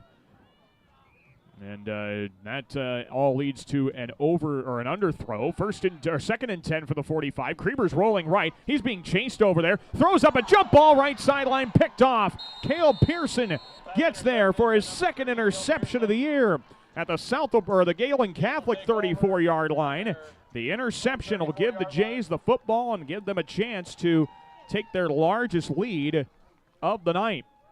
An interception from Kreber, the 6th he has thrown this season, and the 2nd interception recorded by Cale Pearson. 4:41 left to play in this first half of action. Gehlen Catholic will start at their own 34-yard line following the Cale Pearson INT. So 1st and 10 for the Jays. It is Cole McCarty lining his troops up in the shotgun. 2 receivers on either side. And he takes an knee-high snap, fakes to give to Pearson. Keeps off the left side, gets a block. The left number's 40.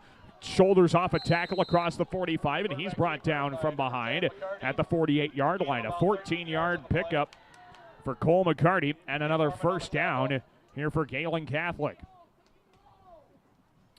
14 yards there on the run by Cole McCarty. Gehlen Catholic's running attack just can do no wrong right now. 1st and 10 for the Jays. They get up to their own 48-yard line on a nice run by Cole McCarty, who now has 159 yards rushing on just 8 carries. Out of the gun, McCarty fakes the give to Bogan. He gives to Pearson, countering right side. He's tripped up toward midfield. A pickup of 2 to the 50-yard line. And it will be 2nd down and 8 for the Jays on the run by Cale Pearson. Gehlen Catholic now, they've got a chance to go at least 2 for 1. You can maybe even say they got a chance to go 3 for 1 here after the interception. Scored on the previous drive. By the way, in Sibley Ochin with a 13-7 lead over HMS late in the 2nd quarter. That's a good sign for the Jays if they want to clinch the district championship here tonight. 2nd down and 8 from midfield. The give goes to Pearson. He works his way through the line, breaks the tackle 45-40. He's in the open field 30. Left numbers to the 20. Chase from behind to the 10, and he's tackled from behind inside the 10. A touchdown-saving tackle from Brody Van Beek, who outran Cale Pearson down to the 8-yard line. About a 42-yard run for Cale Pearson.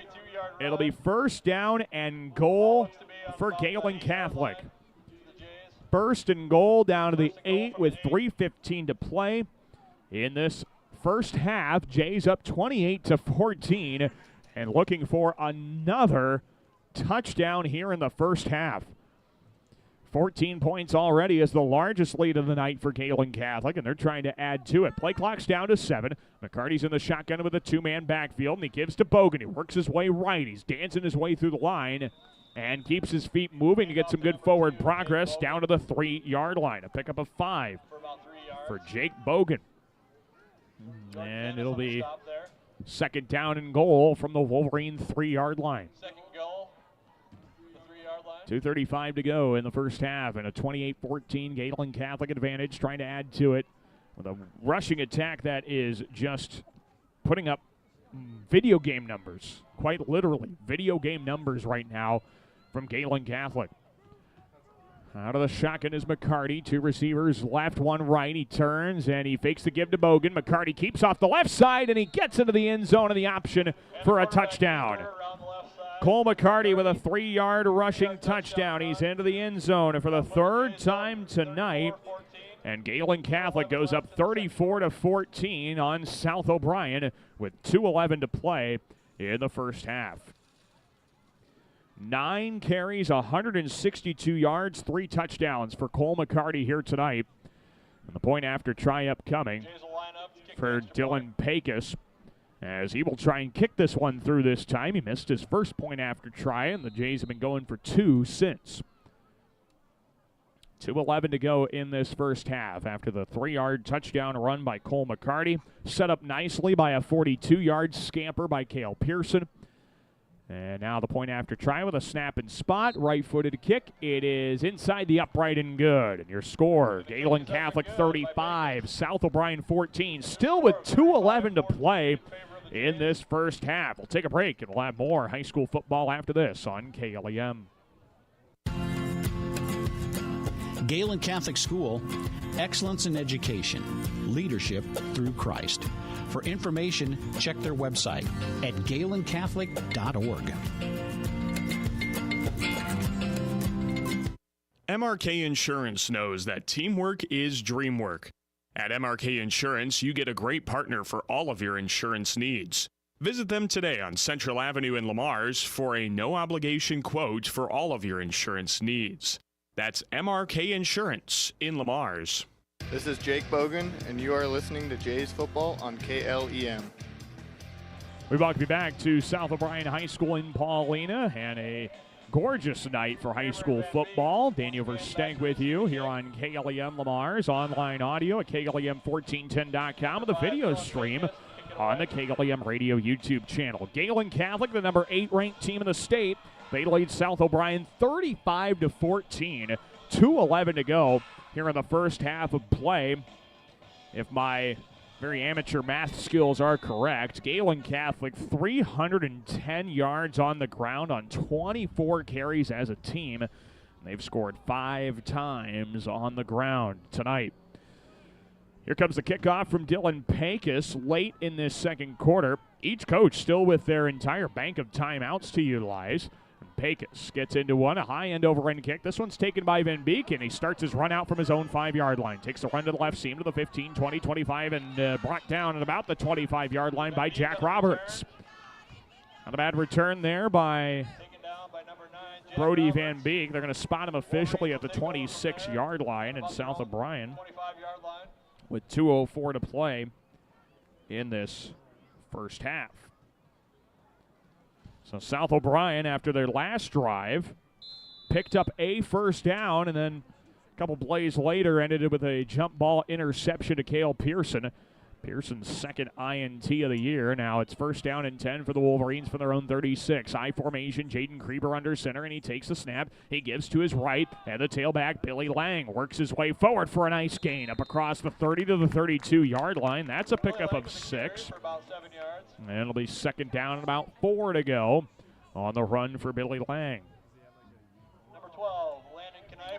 So, South O'Brien continues to move the ball well on first down. It's the following downs that have given them the biggest trouble. Minute 36 to go in this half. Again, South O'Brien has all 3 of their timeouts to utilize. We'll see when they decide to start using them here, because at this point, I mean, yeah, if you're going to use them, the time right now doesn't matter a whole lot. 2nd down and 4, rolling right, Krieber. He's looking to throw, and that ball is caught at the 40-yard line by Derek Paulson. He's brought down by Cale Pearson, but not before a first down is achieved on the completed pass to Derek Paulson. 5 catches, 71 yards here for Derek Paulson. Not a bad night through the air. And the Wolverines have the ball, 1st and 10 of their own 40, with the clock moving. Minute 10 to go in the half. 35-14, Gehlen Catholic. 1st and 10, under center goes Krieber in the I formation. 2 receivers left, and he takes the snap. He rolls to his left. He's being pressured. He gets hit as he throws up a jump ball, and that one's picked off by Cole McCarty. At the South O'Brien 48-yard line, Cole McCarty has his first interception of the year. And Gehlen Catholic gets the ball right back. They'll have a chance to score once again here before the end of the half. They have all 3 timeouts with 56 seconds left to go in this first half.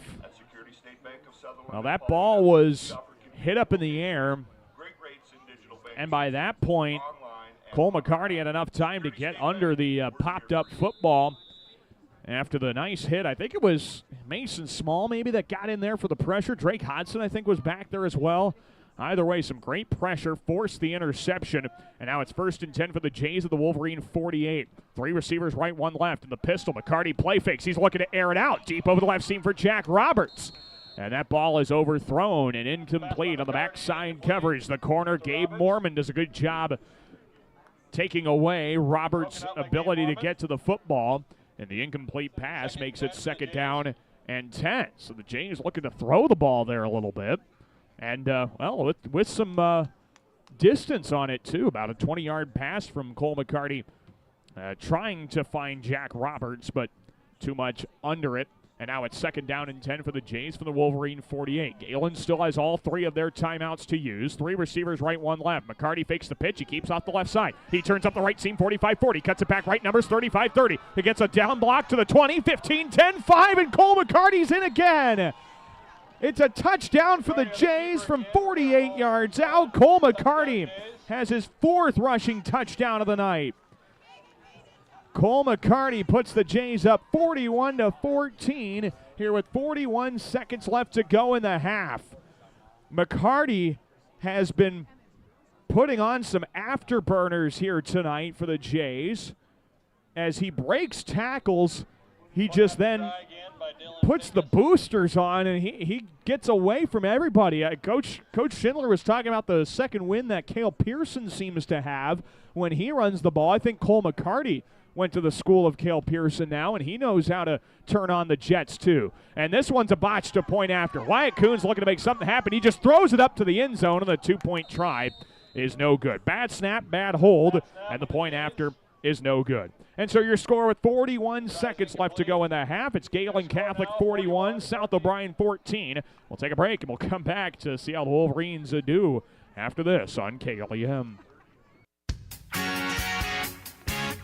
Peace Pizza House is your destination before and after the game. Whether you need to feed the whole family or just looking to get out before the game, make sure to stop at Peace Pizza House. You'll find many appetizers, burgers, salads, pasta, and of course, Peace Pizza House outstanding pizza selections. Your entire family is sure to find something they're looking for. Peace Pizza House would like to wish our local teams the best of luck this season. This is Jeremy Schindler, head coach for the Gehlen Catholic football team. You're listening to Jays Football on 1410 AM, 96.9 FM, KLEM. We welcome you back to Paullina, the South O'Brien High School football field. Daniel Versteg with you here on KLEM with online audio at KLEM1410.com and a video stream found on the KLEM Radio YouTube channel. Gehlen Catholic leads at 41-14 with 41 seconds to go before halftime. An interception thrown by Jaden Krieber. His second pick of the night goes to Cole McCarty. And then the first play of the drive, McCarty takes 48 yards for a touchdown. And, boy, what a game. What a job by the Jays so far. They lead at 41-14, and now Dylan Pecos lines up for the kickoff. It's an end-over-end kick, bouncing inside the 5, and it bounces into the end zone for a touchback. And South O'Brien will get the football back at their own 20-yard line. And the Wolverines do have 3 timeouts to use, but I think at this point that ship might have sailed as how you want to try and finish off the half. But we'll see how the Wolverines try and attack it here. They've been able to get some momentum on a couple of their drives here tonight, but nothing really consistently. It's 1st and 10 from the 20. Krieber gives to the fullback, Jennis, and he's lucky to get back to the line of scrimmage. He might not have even gotten back to the line. It's a loss of a yard to the 19. That'll make it 2nd down and 11, and that will probably guarantee that this one will be taken into the locker room. They do not technically have to run a play before the half ends. We'll see if they do or not. They are going to line up. 2nd down and 11 from the 19-yard line. I formation with Krieber going under center. 2 receivers left, 1 right. He takes a snap, gives to the fullback, Jennis. He works his way up the middle of the field, shedding a tackle across the 20. He's got a 1st down. That'll stop the clock for just a moment. To the 31-yard line it goes Jordan Jennis. It's a 12-yard carry there by Jennis, and that will take us into the end of the first half. So the Wolverines do not get another playoff, and after one half of incredibly exciting football, it's Gehlen Catholic 41 and South O'Brien 14. We still got 24 minutes of this one, folks. We'll take a break. When we come back, we'll have your first half stats, get you a recap of the contest, and we'll try and keep you up to date on the scores happening in high school football around Northwest Iowa, specifically with regards to Plymouth County. We'll try and get you some of those updates coming up later on in our halftime coverage. Again, it is halftime, and it is Gehlen Catholic with a commanding 41-14 lead over South O'Brien. Take a break, and we'll come back with our halftime coverage after this. From Paullina, you're listening to high school football right here on KLEM Radio. Murphy, Collins, and McGill PLC in Lamars supports our local student athletes, trusted for generations with reliable legal guidance. So when you are in need of legal services, consult with one of the attorneys at Murphy, Collins, and McGill PLC, located at 38 First Avenue Northwest, Lamars, Iowa. Supporting our students in their endeavors at school is important to Prime Bank. Making sure that our students have the best chance for success is why we work hard to provide our backing. Prime Bank wishes all of our teams and groups good luck. Kemp's Dairy of Lamars is a proud supporter of area athletics. They focus on strong, healthy bodies with all their dairy products. And they continue to strive hard to provide the best possible dairy products to their customers. That's Kemp's Dairy of Lamars.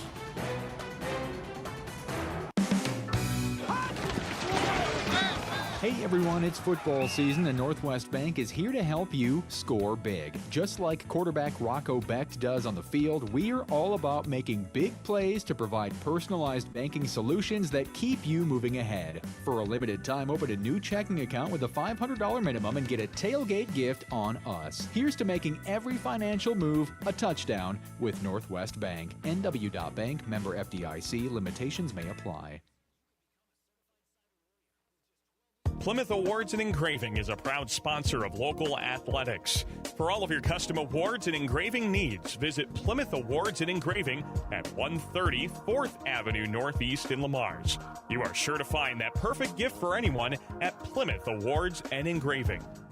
Certified public accountants Cruz & Cruz extend their support to all the athletes and remind everyone, in the spirit of sports, participation is more important than winning. Cruz & Cruz Accounting, proud to be a sponsor of KLEM Sports. Hey, Bobby Blazer, how long you been waiting in that line? Head over with me to Easy Clean Car Wash. They're going to get you in and out in no time and make that black coat of yours look like $1,000,000. Say, thanks there, Mickey Mustang. I've been out four-wheeling. I got lots of mud and stuff in my wheel wells and other places as well. Bobby, didn't Libby Lexus tell you that Easy Clean Car Wash will pre-spray those hard-to-reach places, give you a quick massage, and make you feel and look like a whole new truck? So that's what Libby Lexus has been up to. You know, Mickey, she's looking fine. Easy Clean Car Wash on 12th Street, east east of Hy-Vee and Lamar's. Connected Electric South is your electrical headquarters for residential, commercial, and agriculture. Call for a free quote today at 546-5062. Call Connected Electric South for all your electrical needs. 546-5062. Floyd Valley Healthcare wants you to play at the peak of your skills. Don't forget to stretch your muscles, hydrate, and schedule your wellness checks to reach your full potential. Best of luck from Floyd Valley Healthcare in Lamar. Protect your eyes from the sun during the game and all year long with sunwear from Gretkin Family Eye Care downtown Lamar's. And don't forget to schedule your back-to-school eye exams with Gretkin Family Eye Care. This is Dan Lemon, and you're listening to Jays Football on KLUM. And we welcome you back to Paullina. Daniel Versteg with you here on KLEM Lamar's with online audio, which can be found on our website at KLEM1410.com. It is halftime here in Paullina, and Gehlen Catholic holds a convincing, and I don't know if even that's the right word, a dominating lead over South O'Brien, 41-14 after one half of play, and that domination extends far past the scoreboard right now. It extends into the stat sheet. We'll break all that down for you here coming up in our first half highlights and recap and things like that. We'll get you caught up on all the things you need to know involving this football game. We'll also try and get you some scores from around Northwest Iowa as well. A lot of games that we are trying to keep an eye on involving not just our area teams, but also our area district teams. There's some big contests happening around the area, and we want to keep you up to date on them as best as we can, and we'll try and do that here on our halftime coverage. But let's first start with the recap of the first half of play.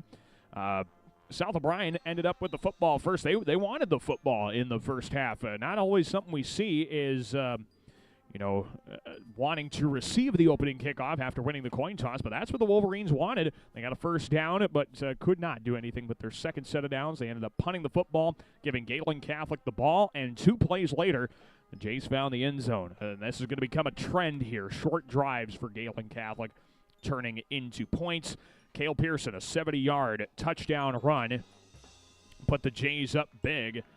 By a score of, or in a big way, I should say, by a score of 6-0 on a long run, and we are going to hear a lot more of those as we continue on in our recap. So it was 6-0 at that point. South O'Brien then goes 3 and out on the ensuing drive, leading Gehlen Catholic to get the football at their own 32. Huge 56-yard run set the Jays up for a lot of success in that drive. That was Cole McCarty who had the big run for Gehlen Catholic, got them down to the 12. Jake Bogan punches it in later from a yard out, and that made it 12-0. But South O'Brien, here they come. They scored on their next drive, a quick 5-play drive that took just a minute and a half off of the clock, and it put a score on the board, made it 12-7, and that would be the score at the end of the first quarter. 3 plays into quarter number 2, and Cole McCarty found the end zone for his first score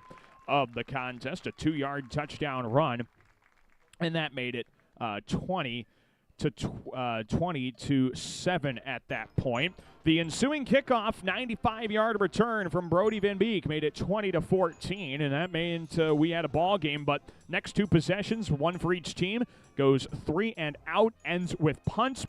The South O'Brien punt went straight up in the air, gave the Jays a good starting field position at the Wolverine 29-yard line, and the first play of that drive went 29 yards into the end zone. Another Cole McCarty touchdown run, and that made it 28-14. The ensuing South O'Brien drive, 4 plays into it, and it ends in an interception by Cale Pearson. The ensuing Gehlen Catholic drive gets set up with a nice 42-yard run down inside the 10, and 3 plays from there, they're into the end zone with a 3-yard touchdown run by Cole McCarty, his 3rd of the night and the second quarter, by the way, and that would make it 35-14.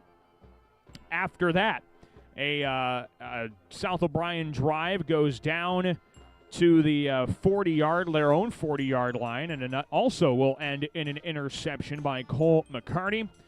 And the second play of the next drive goes 48 yards into the end zone from Cole McCarty for a touchdown run.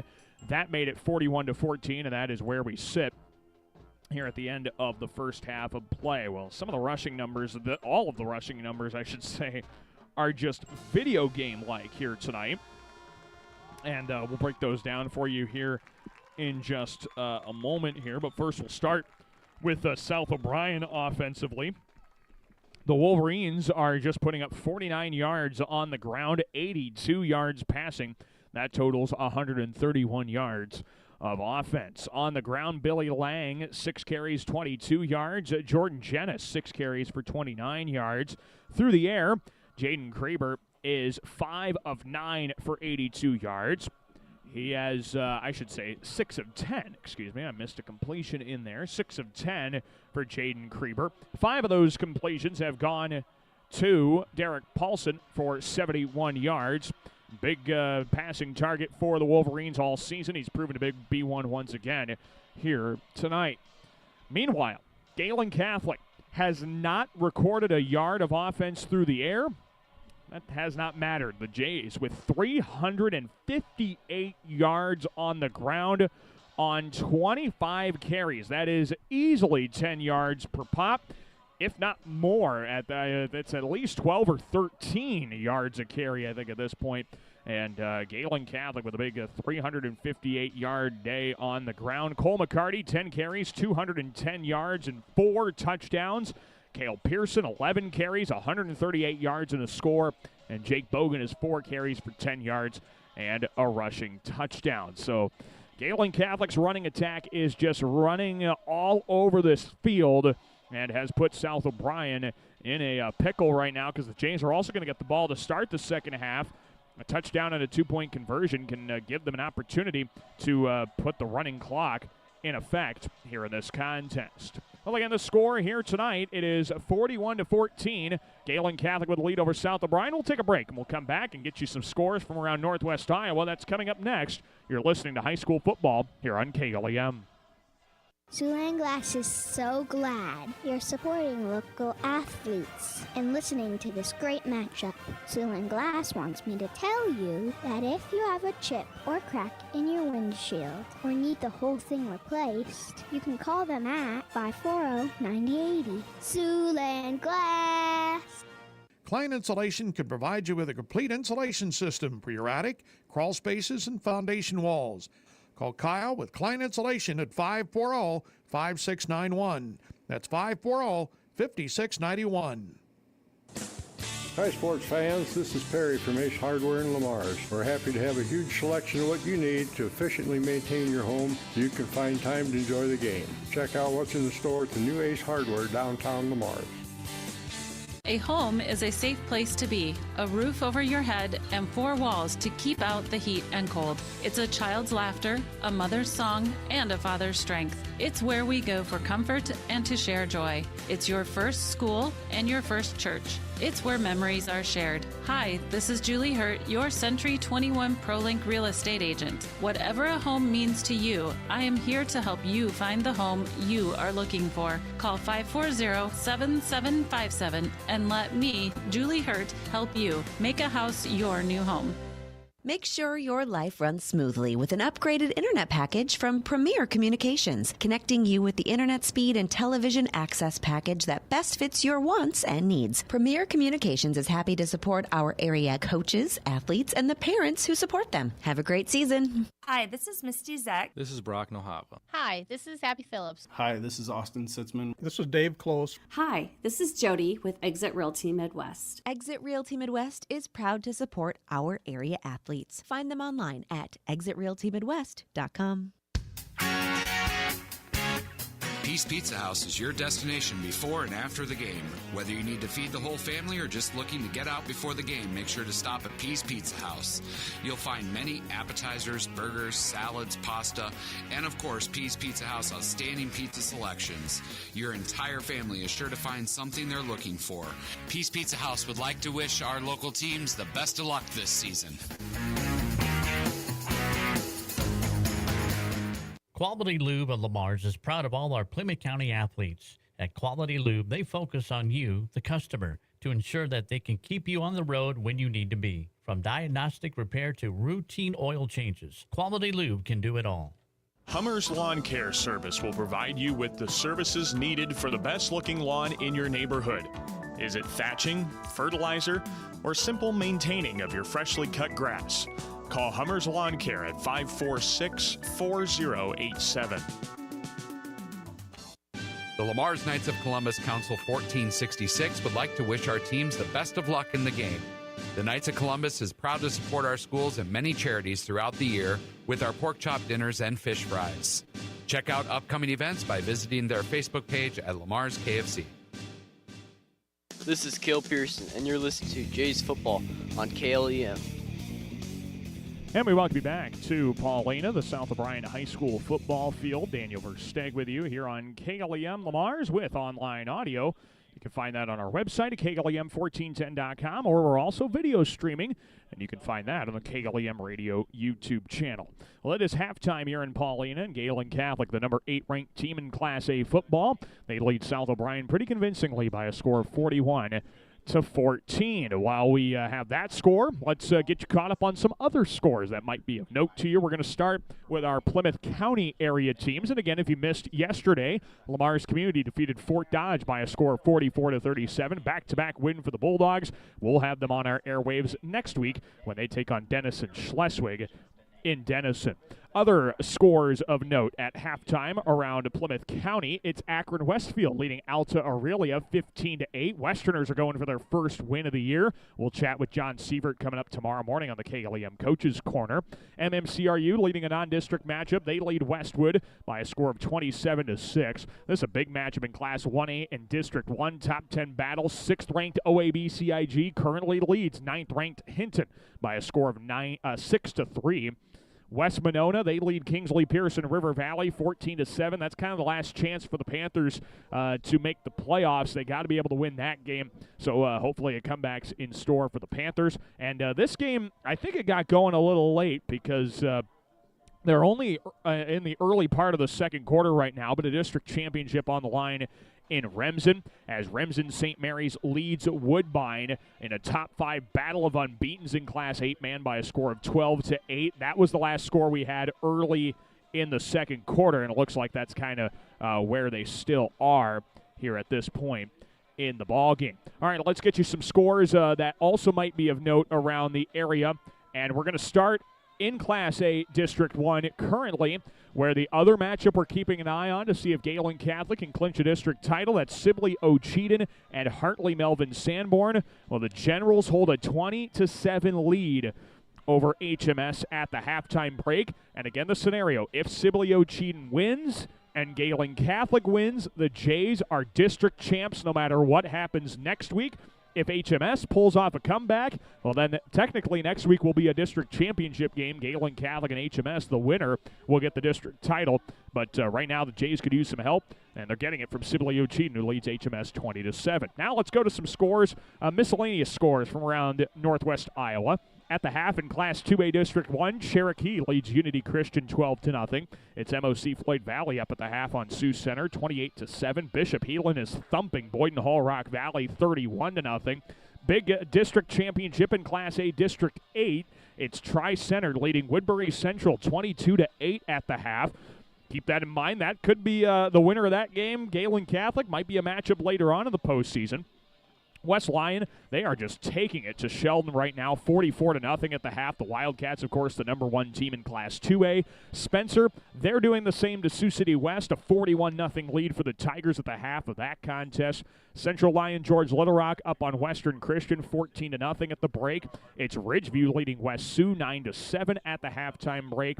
And that is what we got for scores around Northwest Iowa. Some good games currently happening in high school football, and one that you're currently tuned into. The score 41-14. Gehlen Catholic leads South O'Brien, and I think we ended up timing that out pretty good. South O'Brien will end up lining up to kick this one away to start half number 2 and quarter number 3. And Remsen St. Mary's has just gone half with Woodbine. The score remains the same at 12-8. So that is all the scores we have in northwest Iowa and specifically in Plymouth County as well. And now we are ready to get the second half started here. This is Squibber. It bounces, rolls to the 40-yard line, and Brant Klein pounces on it. A loose football that just kind of wanted to hang around there, and Brant Klein gets on the football to keep the possession alive for Gehlen Catholic. And the Jays will take over 1st and 10. They'll spot the football at Gehlen Catholic's own 40-yard line. As we start quarter number 3, again, the score is 41-14. Gehlen Catholic gets the ball by virtue of South O'Brien wanting the football to start the night. They won the opening coin toss and elected to receive. So 1st and 10 for Gehlen Catholic from their own 40-yard line. A touchdown and 2 would make it a running clock scenario here for this contest. Out of the shotgun, Cole McCarty takes a snap, and he gives to Pearson. Bounce off a tackle in the backfield. He gets vertical up the right numbers across the 40, leaps over an arm tackle, and he gets across the 45 to the 46-yard line. I will guarantee you this, that will be the most entertaining 6-yard run you will see or hear about probably the rest of the high school football season. Pearson bounces off a tackle 5 yards behind the line of scrimmage and somehow turns it into a 6-yard pickup. I don't know too many football players that can do that. Cale Pearson's probably one of the only ones. 2nd down and 4 from the 46-yard line. Cole McCarty lining up in the shotgun. 2 receivers on either side of the formation. And McCarty takes a bell-high snap. He fakes the give to Pearson. He keeps it off the right side. He turns up the numbers to the 50, 45, breaks the tackle 40, to the 35. He's in the open field 30, 25, 20. One man to beat 15, cuts it back to the 10, and he's tackled down to the 5-yard line. Cole McCarty have a night. Another big run for the Gehlen Catholic signal caller down to the 6-yard line. That's a pickup of 50. And it'll be 1st down, or 48, excuse me, for Cole McCarty. 1st down and goal here for the Jays to the Wolverine 6-yard line. 48 yards for Cole McCarty, who just can do no wrong running the football. Watch out, Trevor Bauma. That record might be in jeopardy here tonight. 1st and goal from the 6. Out of the shotgun and a timeout called by Cole McCarty. The Jays broke the huddle late and wanted to avoid the delay of game. So 1st and goal upcoming from the South O'Brien 6, and we'll take a timeout. We're back after this here on KLEM. For all of your commercial or residential concrete or construction needs, JMax Construction is ready for you. At JMax Construction, you can be sure that your project will be handled with great customer service as well as the best of class construction and concrete work. Call JMax Construction and Concrete today at 540-0574. Smithco Manufacturing in Lamar's would like to wish our area athletes a safe, successful fall season. For 30 years, Smithco has used great teamwork to produce the #1 selling side dump trailers in the country. To learn how you can join our winning team, go online at sidedump.com. This is Cole McCarty, and you are listening to Jays Football on KLEM. We welcome you back to Paullina, the South O'Brien High School football field. Daniel Versteg with you. It's right here on KLEM Lamar's that we're bringing you this contest. You can also watch the contest on the KLEM Radio YouTube channel. 1st and goal for the Jays from the South O'Brien 6-yard line. Cole McCarty in the gun. He pitches left on the option for Cale Pearson, running off the left side. He makes a man miss to the 5, and he's inside the left pylon for a Gehlen Catholic touchdown. Cale Pearson with a 6-yard touchdown run. It's his 2nd score of the night. And the Jays pick up right where they left off right before the break to make it a 47-14 ball game. 10:31 to go in the 3rd, and a 2-point try would put the running clock into effect here tonight in Paullina. So that's what the Jays are going for. They're going to go for 2 to try and make that a possibility. Gehlen Jays will be going for 2. 2 receivers right and 1 receiver left. The little inside slant to Dylan Pecos has worked. They give it to Jake Bogan this time. He's working his way through the line, and he's in for 2. The 2-point try is good, and Gehlen Catholic leads by 35, 49-14, with 10:31 to play in the 3rd quarter. And we'll take a break. We'll have more high school football for you when we come back on KLEM. Planning for life's biggest moments just got easier with Northwest Bank's Event Saver account. Whether you're planning for holidays, an upcoming wedding, or your dream vacation, saving for your special event has never been this exciting. With competitive interest rates and flexible terms, you can focus on making memories while your money grows. And here's the best part. You choose any term between 6 and 60 months to coincide with the event you're saving for. Open your Event Saver account and start planning your unforgettable moments. Visit nw.bank or stop by one of our locations to learn more. Member FDIC. This is Dylan Pecos, and you are listening to Jays Football on KLEM. Well, we welcome you back to Paullina, the South O'Brien High School football field. Daniel Versteg with you on KLEM Lamar's with online audio, which you can find on our website, and that is KLEM1410.com. Well, Gehlen Catholic wasted no time finding the end zone once again. A 6-yard touchdown run from Cale Pearson caps off a 3-play drive that took just a minute and 27 seconds off of the clock, keeping the Gehlen Catholic rushing attack with its pedal to the floor at this point. Gehlen leads it now 49-14, and this has also put the running clock into effect. Dylan Pecos lines up for the kick, a high right-footed end-over-end boot, and this one's taken inside the 20 at the 18-yard line. It's run out. I think it's Billy Lang on the return to the 25 and spun around, brought down to the 27-yard line. Given to the 28 as well. So from the 28-yard line, South O'Brien will get the football. And that running clock is now in effect with a 35-point ball game. And the Wolverines will have some work to do to try and dig themselves out of this hole. 1st and 10 for the Wolverines from their own 28-yard line. As Gehlen Catholic will try and make a stop on defense here. Under center, I formation. It's Jaden Creeper motioning the slot receiver right to left. He turns and gives to the fullback around the right side. Jordan Jenna stiff-arming a defender to the 30. He carries up the right sideline and goes down with a couple of tackles at the 35-yard line. A nice bruising pickup of about 7 yards there for Jordan Janis to the 35-yard line of South O'Brien. It'll be 2nd down and 3. Well, again, the trend continues that South O'Brien's been pretty darn good on 1st downs all night. And really, that trend has not changed. But, again, it's the 2nd, 3rd, and 4th downs that have just not been going their way right now. 2nd down and about 2 or 3 for the 35-yard line. Under center, Creeper gives left side, and a nice run to the 40-yard line. And that looked like Halverson maybe. To the 40-yard line. It's a pickup of 5. And it will be 1st down and 10 for South O'Brien on the run by Halverson. So some new faces checking into the contest. Caden Whitrock, excuse me, the ball carrier. Caden Whitrock picks up 5 and a 1st down here for South O'Brien. 1st and 10 to the 40-yard line. Under center. And taking the snap is Creeper. He gives to the fullback, Jordan Janis, running around the right side. And there's not much there to the 42. It's a pickup of 2 yards. We'll make it 2nd down and 8. As Jordan Janis tries to continue a nice night for him running the football. 38 yards on the ground for Jordan Janis. It'll be 2nd down and 8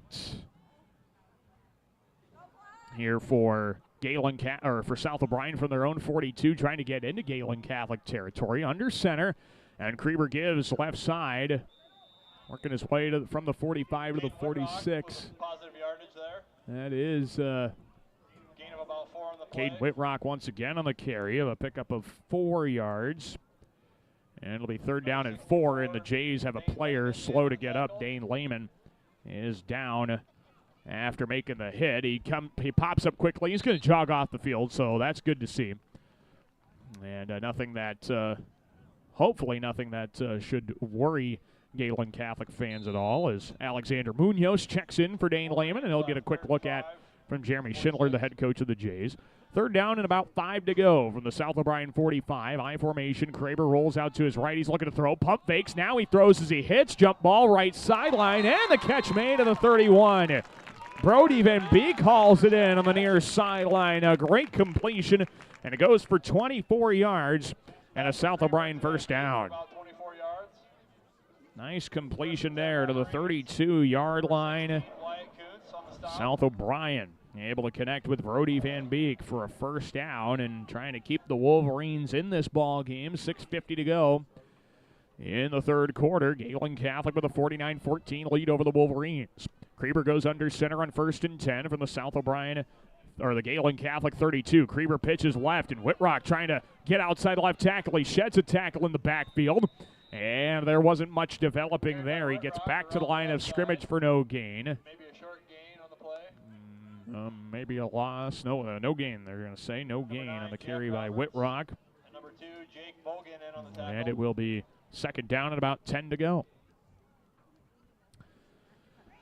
Second down and 10 here for South O'Brien in Gehlen Catholic territory, trailing the Jays by a score of 49-14.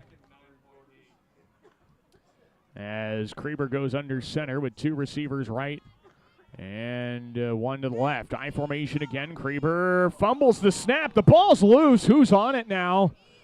Gehlen Catholic dove for it. I think South O'Brien just barely got back on it. Krieber lucky to keep the possession there. This will be a loss of a yard on the fumbled snap to make it 3rd and 11. And South O'Brien, the last thing they want to be is behind the chains at this point in the contest. They really cannot afford much field position here. 5.5 to play. 49-14. Gehlen Catholic advantage over South O'Brien here in Class A District 1. Jays on their way to potentially clinching the district title here tonight. Krieber goes under center, the I formation. He rolls right. He's looking to throw back over the middle, and the catch made by Paulson. Gets away from 2 defenders. He's in a foot race, left numbers to the 10, to the 5, to the pylon, and he's in. Touchdown, South O'Brien. Derek Paulson has one of the state's best touchdown reception totals, and he's going to add to it here with a 33-yard score.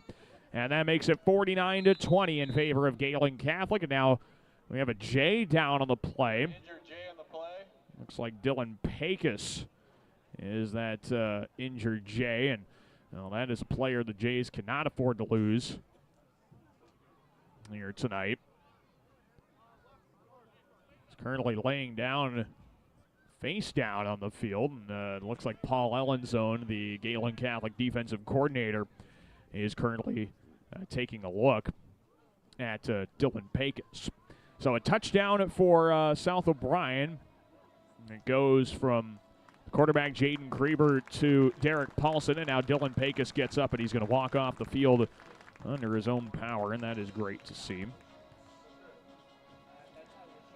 So the touchdown completion from Krieber to Paulson makes it 49-20, and the point after try will be upcoming once Dylan Pecos is able to get off the field.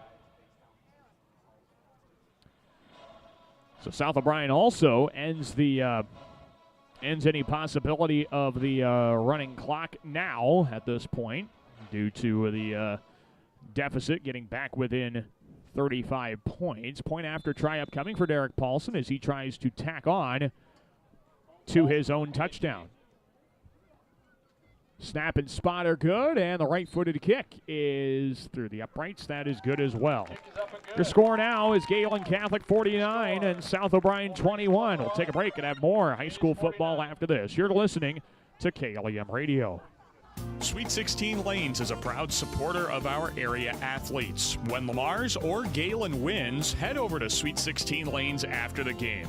Show your team spirit with your apparel, buy your first game, and get your second game free. Celebrate the win at Sweet 16 Lanes. Top-notch automotive owners Jerry and Jason Mura can help with all your auto repair needs, from AC repair to transmission rebuilds, engine replacement, steering, suspension diagnostics, and more.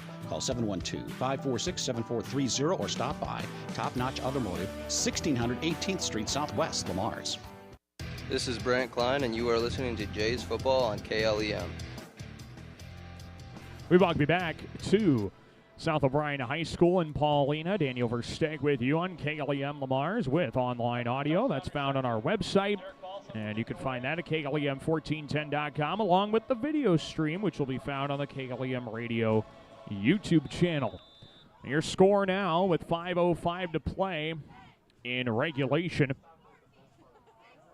and it is 49-21. Gehlen Catholic with a massive lead over South O'Brien. Here's a short poocher. It's picked up on a bounce of the 25 by Cale Pearson. He runs down in between the hashes, 35 to the 40.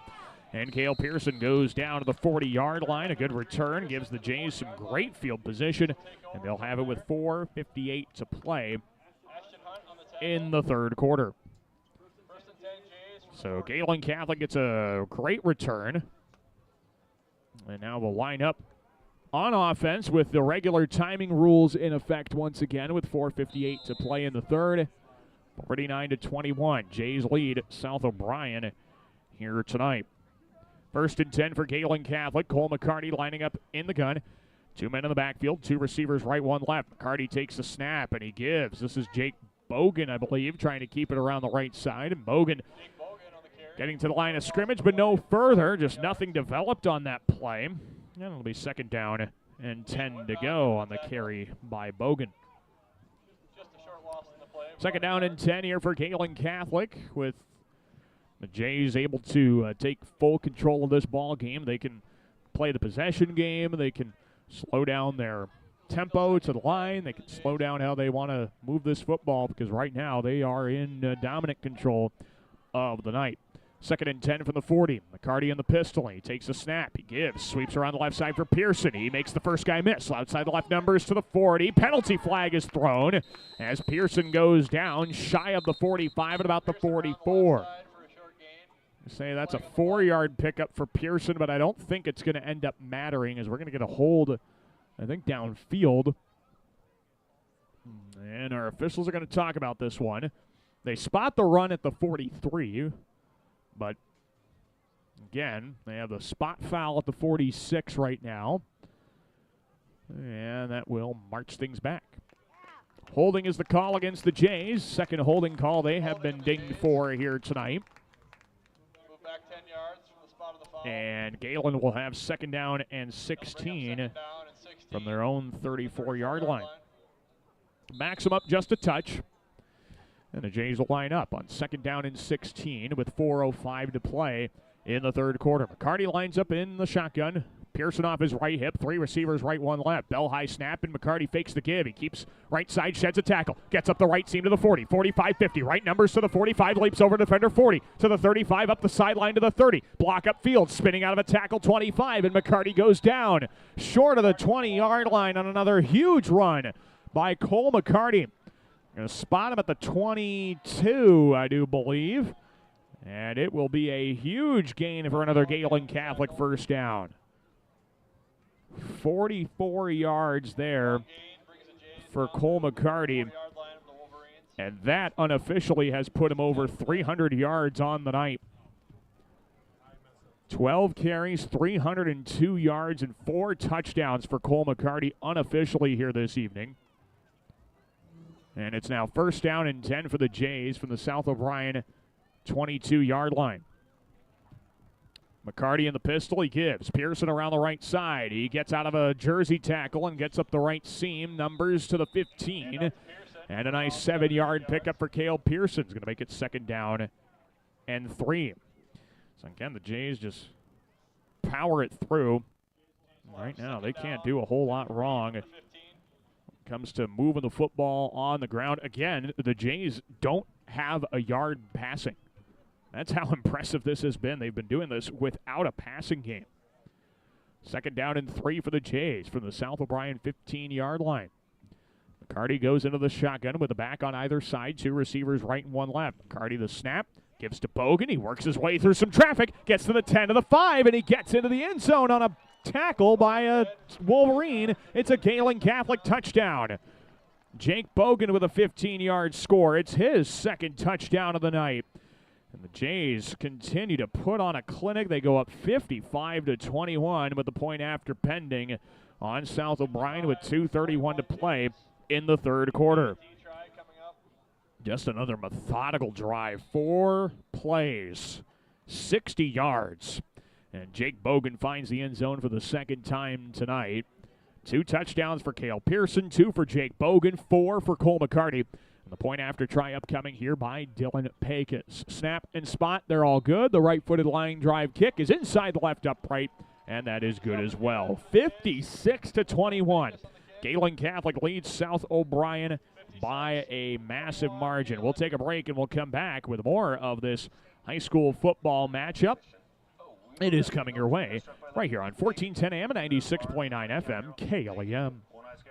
Score big with the Sitzman Real Estate Team. Hometown realtors Shane, Peggy, Lance, and Patty are cheering the Lamar's Bulldogs and Gehlen Jays on to a victory. Buying or selling, call the Sitzman Real Estate Team today at 546-7881. Touchdown for great times at the Lamar's Eagles Club. Join us Tuesday nights for bingo and don't miss our delicious Wednesday night burger night. Proud sponsors of local athletics where the fun never stops. Visit the Eagles Club this week. This is Drake Hodson, and you are listening to Jays Football on KLEM. We welcome you back to Paullina, South O'Brien High School football field. Daniel Versteg with you here on KLEM with online audio at KLEM1410.com and a video stream which you can find right now on the KLEM Radio YouTube channel. Or if you don't want to, if you can't look for it right now, make sure you check out our KLEM Radio YouTube channel anytime. We've got our archived football contests there for you all throughout the year. You can check those out at the KLEM Radio YouTube channel. Kickoff by Dylan Pecos. It's returned out by the Wolverines. Jaden Krieber gets a run back in between the hashes across the 25, and he's down short of the 30-yard line. It's about the 28. That's where South O'Brien will start this drive with 2:16 and counting to go in the third quarter. Score update in Sibley. Sibley Ocheyedan leads Hartley Melvin Sanborn 34-14. So the Stars are aligning for Gehlen Catholic to potentially clinch the district championship outright here tonight.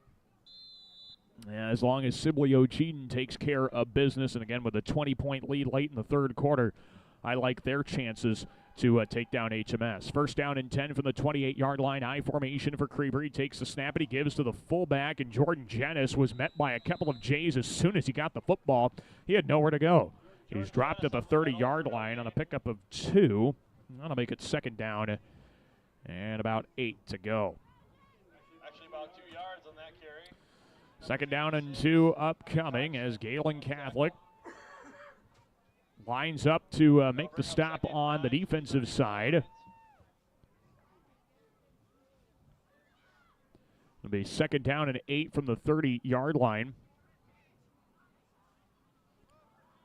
South O'Brien comes to the line in their I formation once again with Krieber under center. Fakes the give to the fullback. He's got a keeper on the right side. Did have an option pitch if he wanted it, but elects to keep.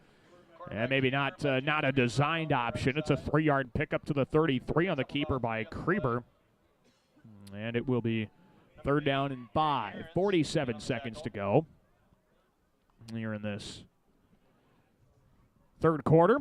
Gehlen Catholic on top, 56-21. Third and 5 upcoming, and for South O'Brien, they do have to run at least one play here in this third quarter. And they will line up to do so, breaking the huddle with 12 seconds on the play clock. Third down and 5 from the 33. Under center in the I formation is Krieber. 2 receivers left, 1 right. He takes a snap, and he keeps around the left side. He throws left seam, and it's caught up the numbers of the 40, 45, shedding a tackle at the 45, and still moving to the 50-yard line. I think that's Derek Paulson to the 49 of Gehlen Catholic. It'll be a first down for South O'Brien, and it will also take us to the half. Derek Paulson with a nice completion up to the 49-yard line. It's a pickup of 18, and it will take us into the end of the third quarter. Again, your score after 3, it's Gehlen Catholic 56, South O'Brien 21. We'll take a break, and we'll come back with more of this contest. Fourth quarter on the way next here on KLEM. Men's fashions, tuxedo rentals, and dry cleaning services. That's Measures Clothing Lamar's. Open weekdays 9 till 5:30, Saturdays 9 till 4. See Chad for your homecoming outfits and more. That's Measures in the middle, downtown Lamar's. Hi, Jessica G. Well, hello, Libby Lexus. I'm so excited to get the spa treatment at Easy Clean Car Wash. My owner knows how much I love the soft water. Oh, and the quick massage just makes my bumpers tingle. go. And the blow dry is to die for. It always leaves my exterior sleek and shiny. My owner bought me a year pass so I can have the spa treatment anytime I want. Hey, ladies. Ooh, nice tires. Oh, Mickey Mustang is such a player. Easy Clean Car Wash. Give your car the spa treatment today. 12th Street east of Hy-Vee Lamar's. Hi, this is Tara Driscoll, physical therapist at Lamar's Physical Therapy. Did you know that we not only help athletes recover from injuries, we can also teach them how to avoid injuries through strength, flexibility, and agility. No doctor referral needed. Call us at 546-1718 for an appointment. Lamar's Physical Therapy, your hometown therapy provider.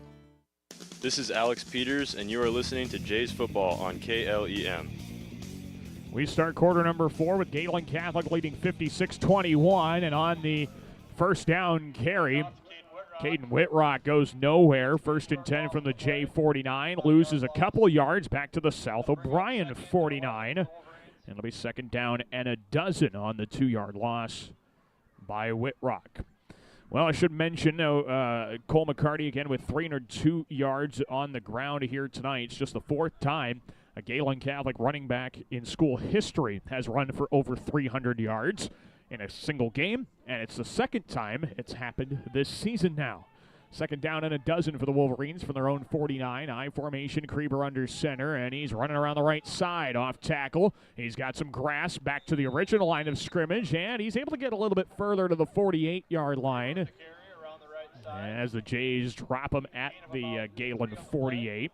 It's a pickup of 3 for Jaden Krieber. That is going to make it 3rd down and 9 for South O'Brien. With the score 56-21, Gehlen Catholic also has a chance to potentially break their single-game scoring record, which I think is 70, and they got that about 15 years ago. 3rd down and 9 here for the Wolverines from the Gehlen 48-yard line. I formation, rolling left and looking to throw his Krieber. Pump fakes. Now he steps up and runs. He has a lot of room. He sidesteps a defender, tackled near the line to gain, and he got it. A great choice by Krieber. He pulled it down, wanted to run, and he had a ton of room to do so. He picks up exactly the 9 yards he needed for a South O'Brien 1st down. Not only was that a great read, it was a great read under some duress as well. He had a J right there that he was able to kind of bait with a pump fake and give himself an opportunity to run right by him in between the hashes. Nice run there by Krieber, and it's 1st and 10 for South O'Brien to the Gehlen Catholic 39-yard line. Under 10 minutes to play in the game. Krieber gives right.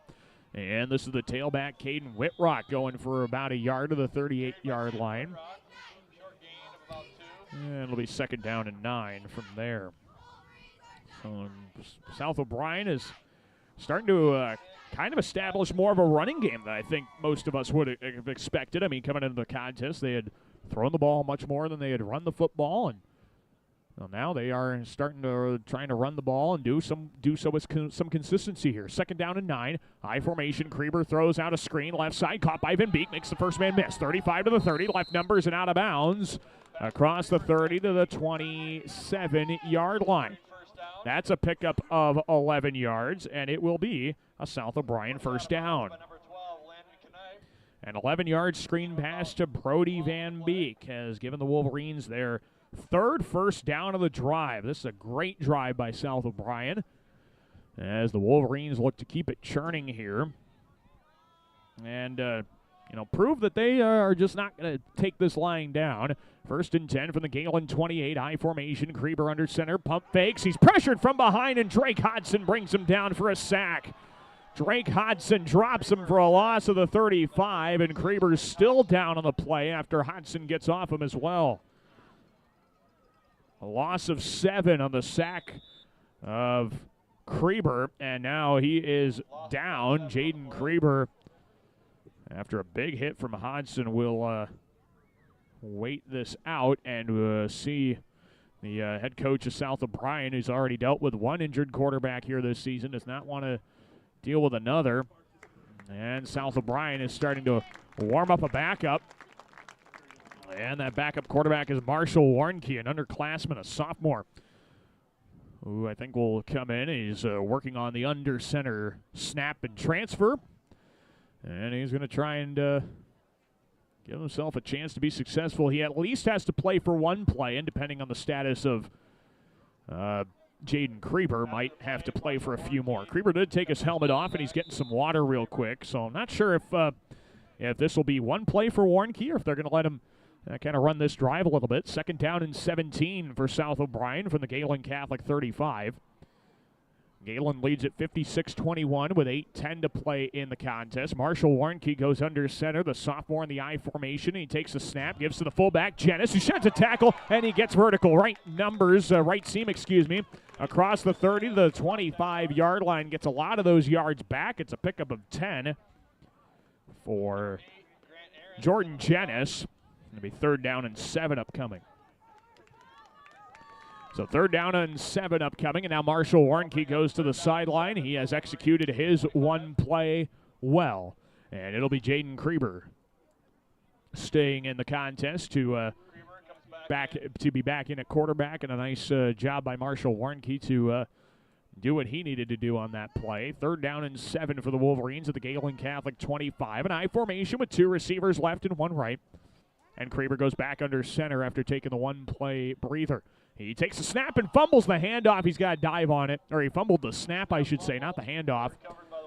No gain as he got it back on it, right back at the line of scrimmage. It'll be 4th down and 7 here for South O'Brien. And they just are in a spot you have to go for it. I mean, nothing really else you can do to this drive. So the Wolverines will go for it here on 4th and 7 from the Gehlen Catholic 25. 6:45 to play. And the Wolverines bring out their patented I formation. 2 receivers left, 1 right. Under center, and another bad snap. Loose football. Either way, it'll be Gehlen ball. And will they signal it on the fumble? Well, either way, I think Gehlen came up with the ball. They did. Drake Hodson recovers the fumble. And so officially it'll go down as South O'Brien's 3rd turnover of the night. And the Jays will get the ball back with 6:15 to play in regulation. And just a few first downs, just a couple, should be able to get this one put away for good. And again, do Gehlen Catholic's part in trying to clinch the district championship here tonight. They're getting some help from Sibley Ocheyedan, who leads at 34-14 in Hartley currently, or in Sibley, I should say. That game is being played in Sibley tonight. 1st and 10 for Gehlen Catholic from their own 32. Snap to McCarty, and he gives left. This is Jake Bogan running up the left numbers, and he's able to get across the 30 to the 32. That's a pickup of 5. I think I misspoke. The Gehlen start at their 27-yard line, and getting to the 31 on the carry is Jake Bogan. I was on the wrong 5-yard increment there, so a 4-yard pickup to the 31 for Jake Bogan will make it 2nd down and 6 with 5:15 to play in this contest. Gehlen Catholic heads to the line, and in the pistol formation is McCarty with 2 receivers on either side of this formation. Snap to McCarty, and he gives it to Bogan, who again carries the football and does not have a whole lot doing for him. Jake Bogan gets back to the line of scrimmage and not further. It'll be 3rd down and 6. 3rd down and 6 for the Jays from their own 31. And we'll see what comes out here. Cole McCarty, he's over 300 yards here tonight on 12 carries, and it seems like whenever he's touched the football, it's gone for a massive gain. 3rd down and 6.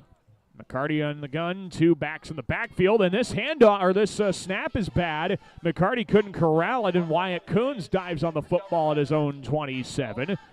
That'll be a loss of those 4 yards they had gained on 1st down to make it 4th down and 10. Or make it 4th down and 9, I should say. They'll lose 3 on the fumble. 4th down and 9, and the Jays will line up to punt with 4 minutes to go. Back there to return is Jaden Krieber, and looks like Brody Van Beek's also back there, I think. Yep. Say Brody Van Beek is the other return man. So the punting scenario here for Cale Pearson, and now we got a whistle, and it's a timeout for South O'Brien. All All right, timeout on the field, 3:42 to play. Gehlen leads at 56-21, and we'll take a break as well. We're back after this here on KLEM.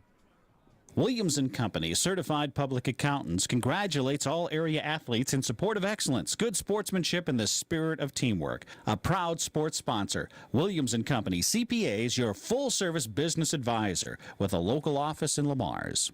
Young and old alike enjoy the competition of high school sports. Some participate, some watch, and some remember how it was. It's only a game, but it offers great life lessons and memories that last a lifetime. A few thoughts from Dan and Lori Rexwinkle of Rexwinkle Funeral Homes in Lamars and Akron. This is Jake Bogan, and you are listening to Jays Football on KLEM. We welcome you back to South O'Brien High School and Paullina. Daniel Versteg with you here on KLEM as the Jays line up on 4th and 9 to punt the football. Coming out of the Wolverine timeout. And Cale Pearson lines up to kick it away. He runs to his right, sets up for the boot, and he sends a knuckling kick. It's fielded on a fair catch at the 48-yard line by Jaden Kreber. And South O'Brien will get the football at their own 48. Nice job forcing a 3-and-out by South O'Brien. They'll get it with 3:30 to go in regulation. So South O'Brien has used a timeout. Now they've got 2 remaining. Each team has used a timeout here in the second half after neither side used a timeout in the first half. I don't believe they did anyway. I don't think there was a timeout in the first half. Kind of interesting. We either have a couple or all of them. I've rarely seen none. Here's a handoff to the fullback, and the football got popped out. Galen's on it, and it's Mason Small who recovers the fumble at the 48. The Jays have forced their 4th turnover of the night. Gehlen Catholic's defense has been just as good tonight as the running attack, and that is saying something. Jays will get it at the Wolverine 48-yard line with a chance to just put this one away. 2:35 to play. And I don't even know at this point if they will need to pick up a first down. They might just be able to knee it out from here. And that would be welcome music to Coach Schindler's ears if that's the case. Don't have to risk anything. Don't have to really do a whole lot. Jack Roberts is into the ball game at quarterback with 2:10 to play. He's in the pistol. 2 receivers right and a tight end right side. The Jays have only 9 players on the field. 9 players. The entire left side of the wide receiver formation was not out there, so they had to call a timeout. 2 minutes to play in the game, and it's 56-21 Jays. Timeout. We'll take it as well. We're back after this here on KLEM. A home is a safe place to be, a roof over your head, and 4 walls to keep out the heat and cold. It's a child's laughter, a mother's song, and a father's strength. It's where we go for comfort and to share joy. It's your first school and your first church. It's where memories are shared. Hi, this is Julie Hurt, your Century 21 ProLink real estate agent. Whatever a home means to you, I am here to help you find the home you are looking for. Call 540-7757 and let me, Julie Hurt, help you make a house your new home. This is Jeremy Schindler, head coach for the Gehlen Catholic football team. You're listening to Jays Football on 1410 AM, 96.9 FM, KLEM. We welcome you back to Paullina. Out of the Gehlen timeout, it's 1st and 10 from the South O'Brien 48. Jack Roberts gives to Wyatt Coons. He's got a big crease, right seam to the 40 to the 35 as he shoulders a tackle down to the 35-yard line. It's a pickup of 13 for Wyatt Coons and a first down for Gehlen Catholic. Well, if there was any wonder if the Jays had to pick up a first down, they've done that. And now that should be all she wrote here tonight from Paullina, Iowa.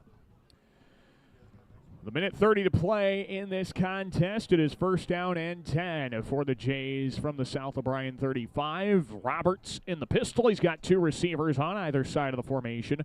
Roberts the snap, turns left, gives to Coons around the left side, and he crawls his way back to the original line of scrimmage after getting tripped up initially. No gain on the play. It'll be 2nd down and 10 to go. Score update in Sibley. The Generals have just taken a 40-14 lead over HMS. 7 minutes to go.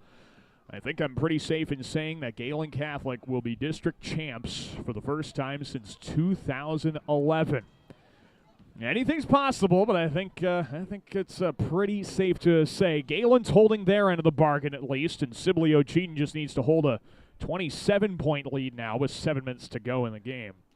One kneel down will take care of this one. Jack Roberts under center, and he knees it out. And Gehlen Catholic will come away with a win here tonight in Paullina. The Jays take down Sibley O'Cheaton by a score of 56-21. Gehlen Catholic improving to 6-1 overall. They are 5-0 in Class A District 1. And for all intents and purposes, Gehlen Catholic has won their first district championship since 2011. Their first under 10-year head coach Jeremy Schindler, who also is now a 500 coach at Gehlen Catholic for the first time in his career. Final score tonight with the buzzer sounding, Gehlen Catholic 56 and South O'Brien 21. The district title is coming to Lamar's for the first time in 13 years. We'll take a break and we'll come back with our post-game coverage from Paullina. Gehlen Catholic's a winner by a score of 56-21, and we're back after this here on KLEM. When it comes to service, your Lamar's Hy-Vee is #1 for shopping both in-store and online. Save with the Fuel Saver Plus Perks Rewards program at Hy-Vee, where there's a helpful smile in every aisle. Colbeck Incorporated is proud to support local high school athletics. They encourage you to play hard and play smart and always show good sportsmanship. Best of luck from your friends, Brian, Kevin, and Wayne Colbeck.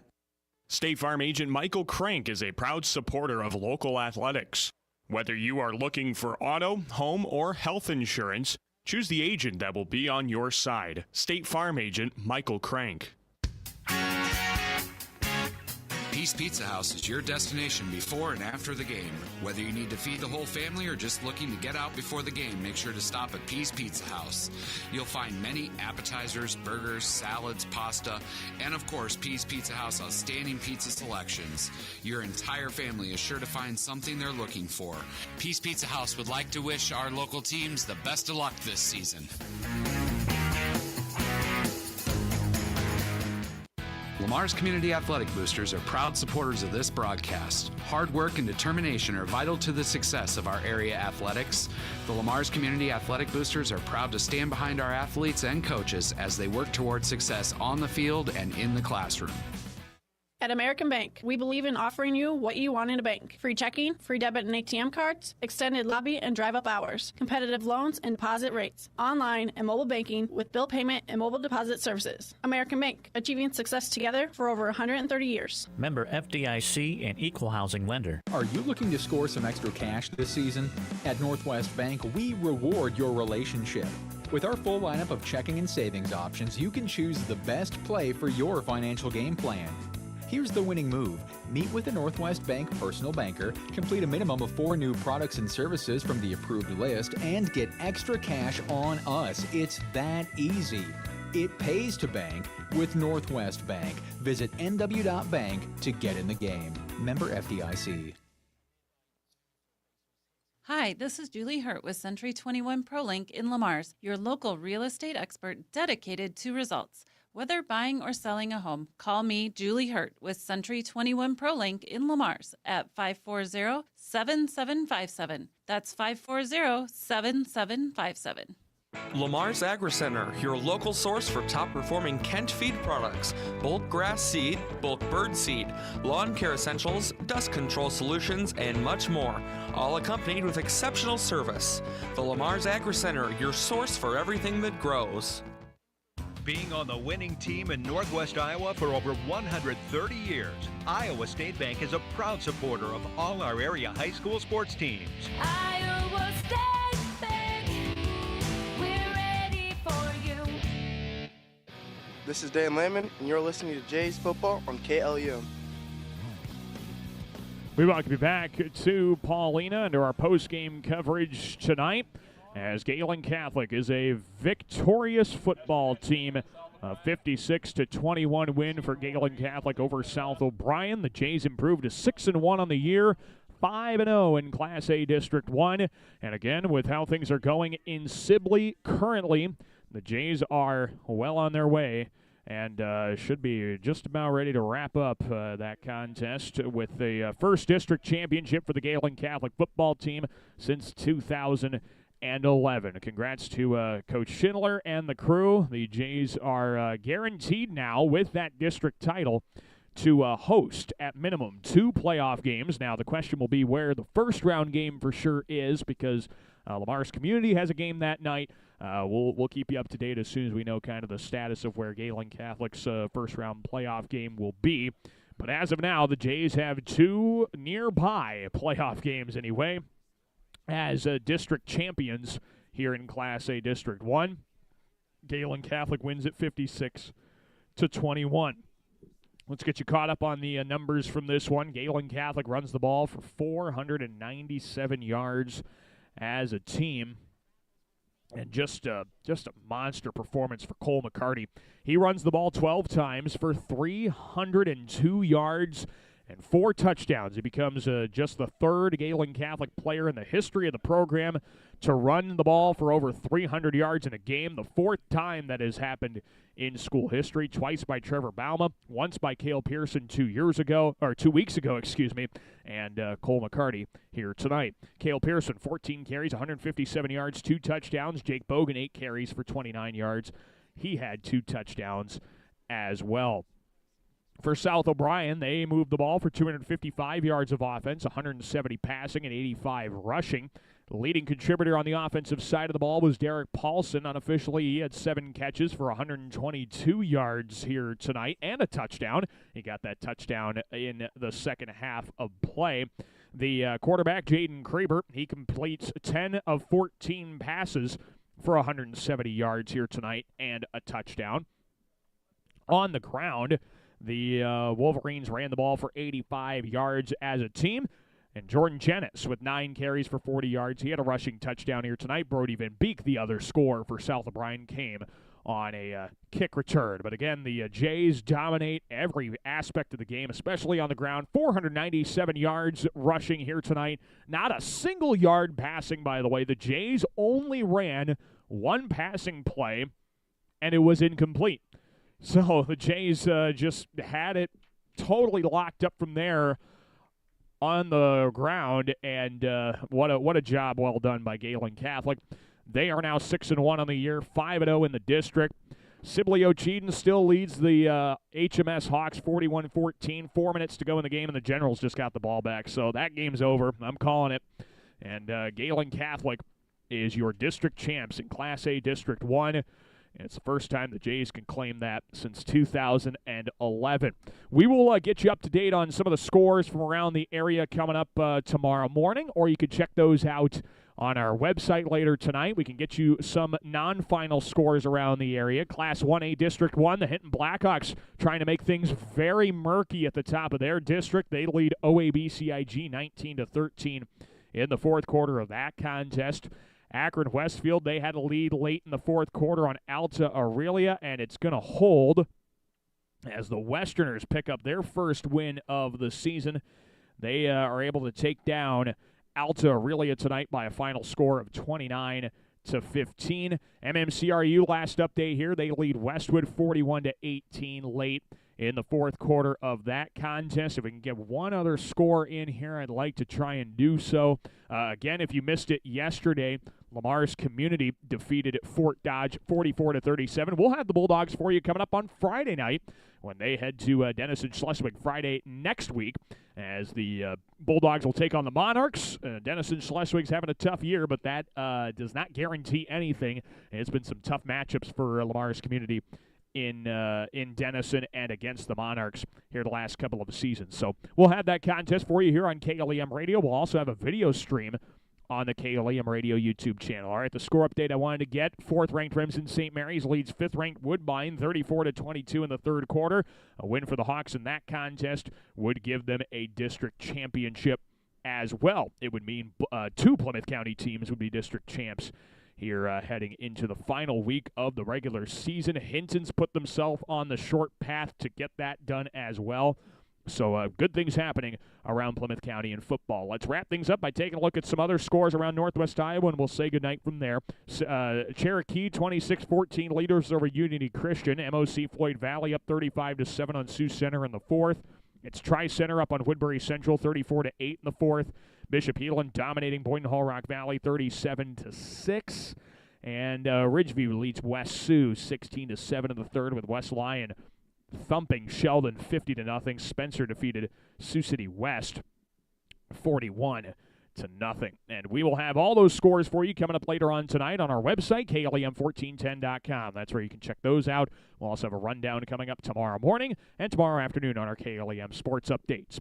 Until then, we'll say so long. Thanks for tuning in. Gehlen Catholic, a 56-21 winner over South O'Brien. Thanks to Micah Gengler for running our video stream tonight on the KLEM Radio YouTube channel. Until next time, this is Daniel Versteg saying so long and thanks for listening to high school football right here on KLEM Lamar's. Good evening, everyone.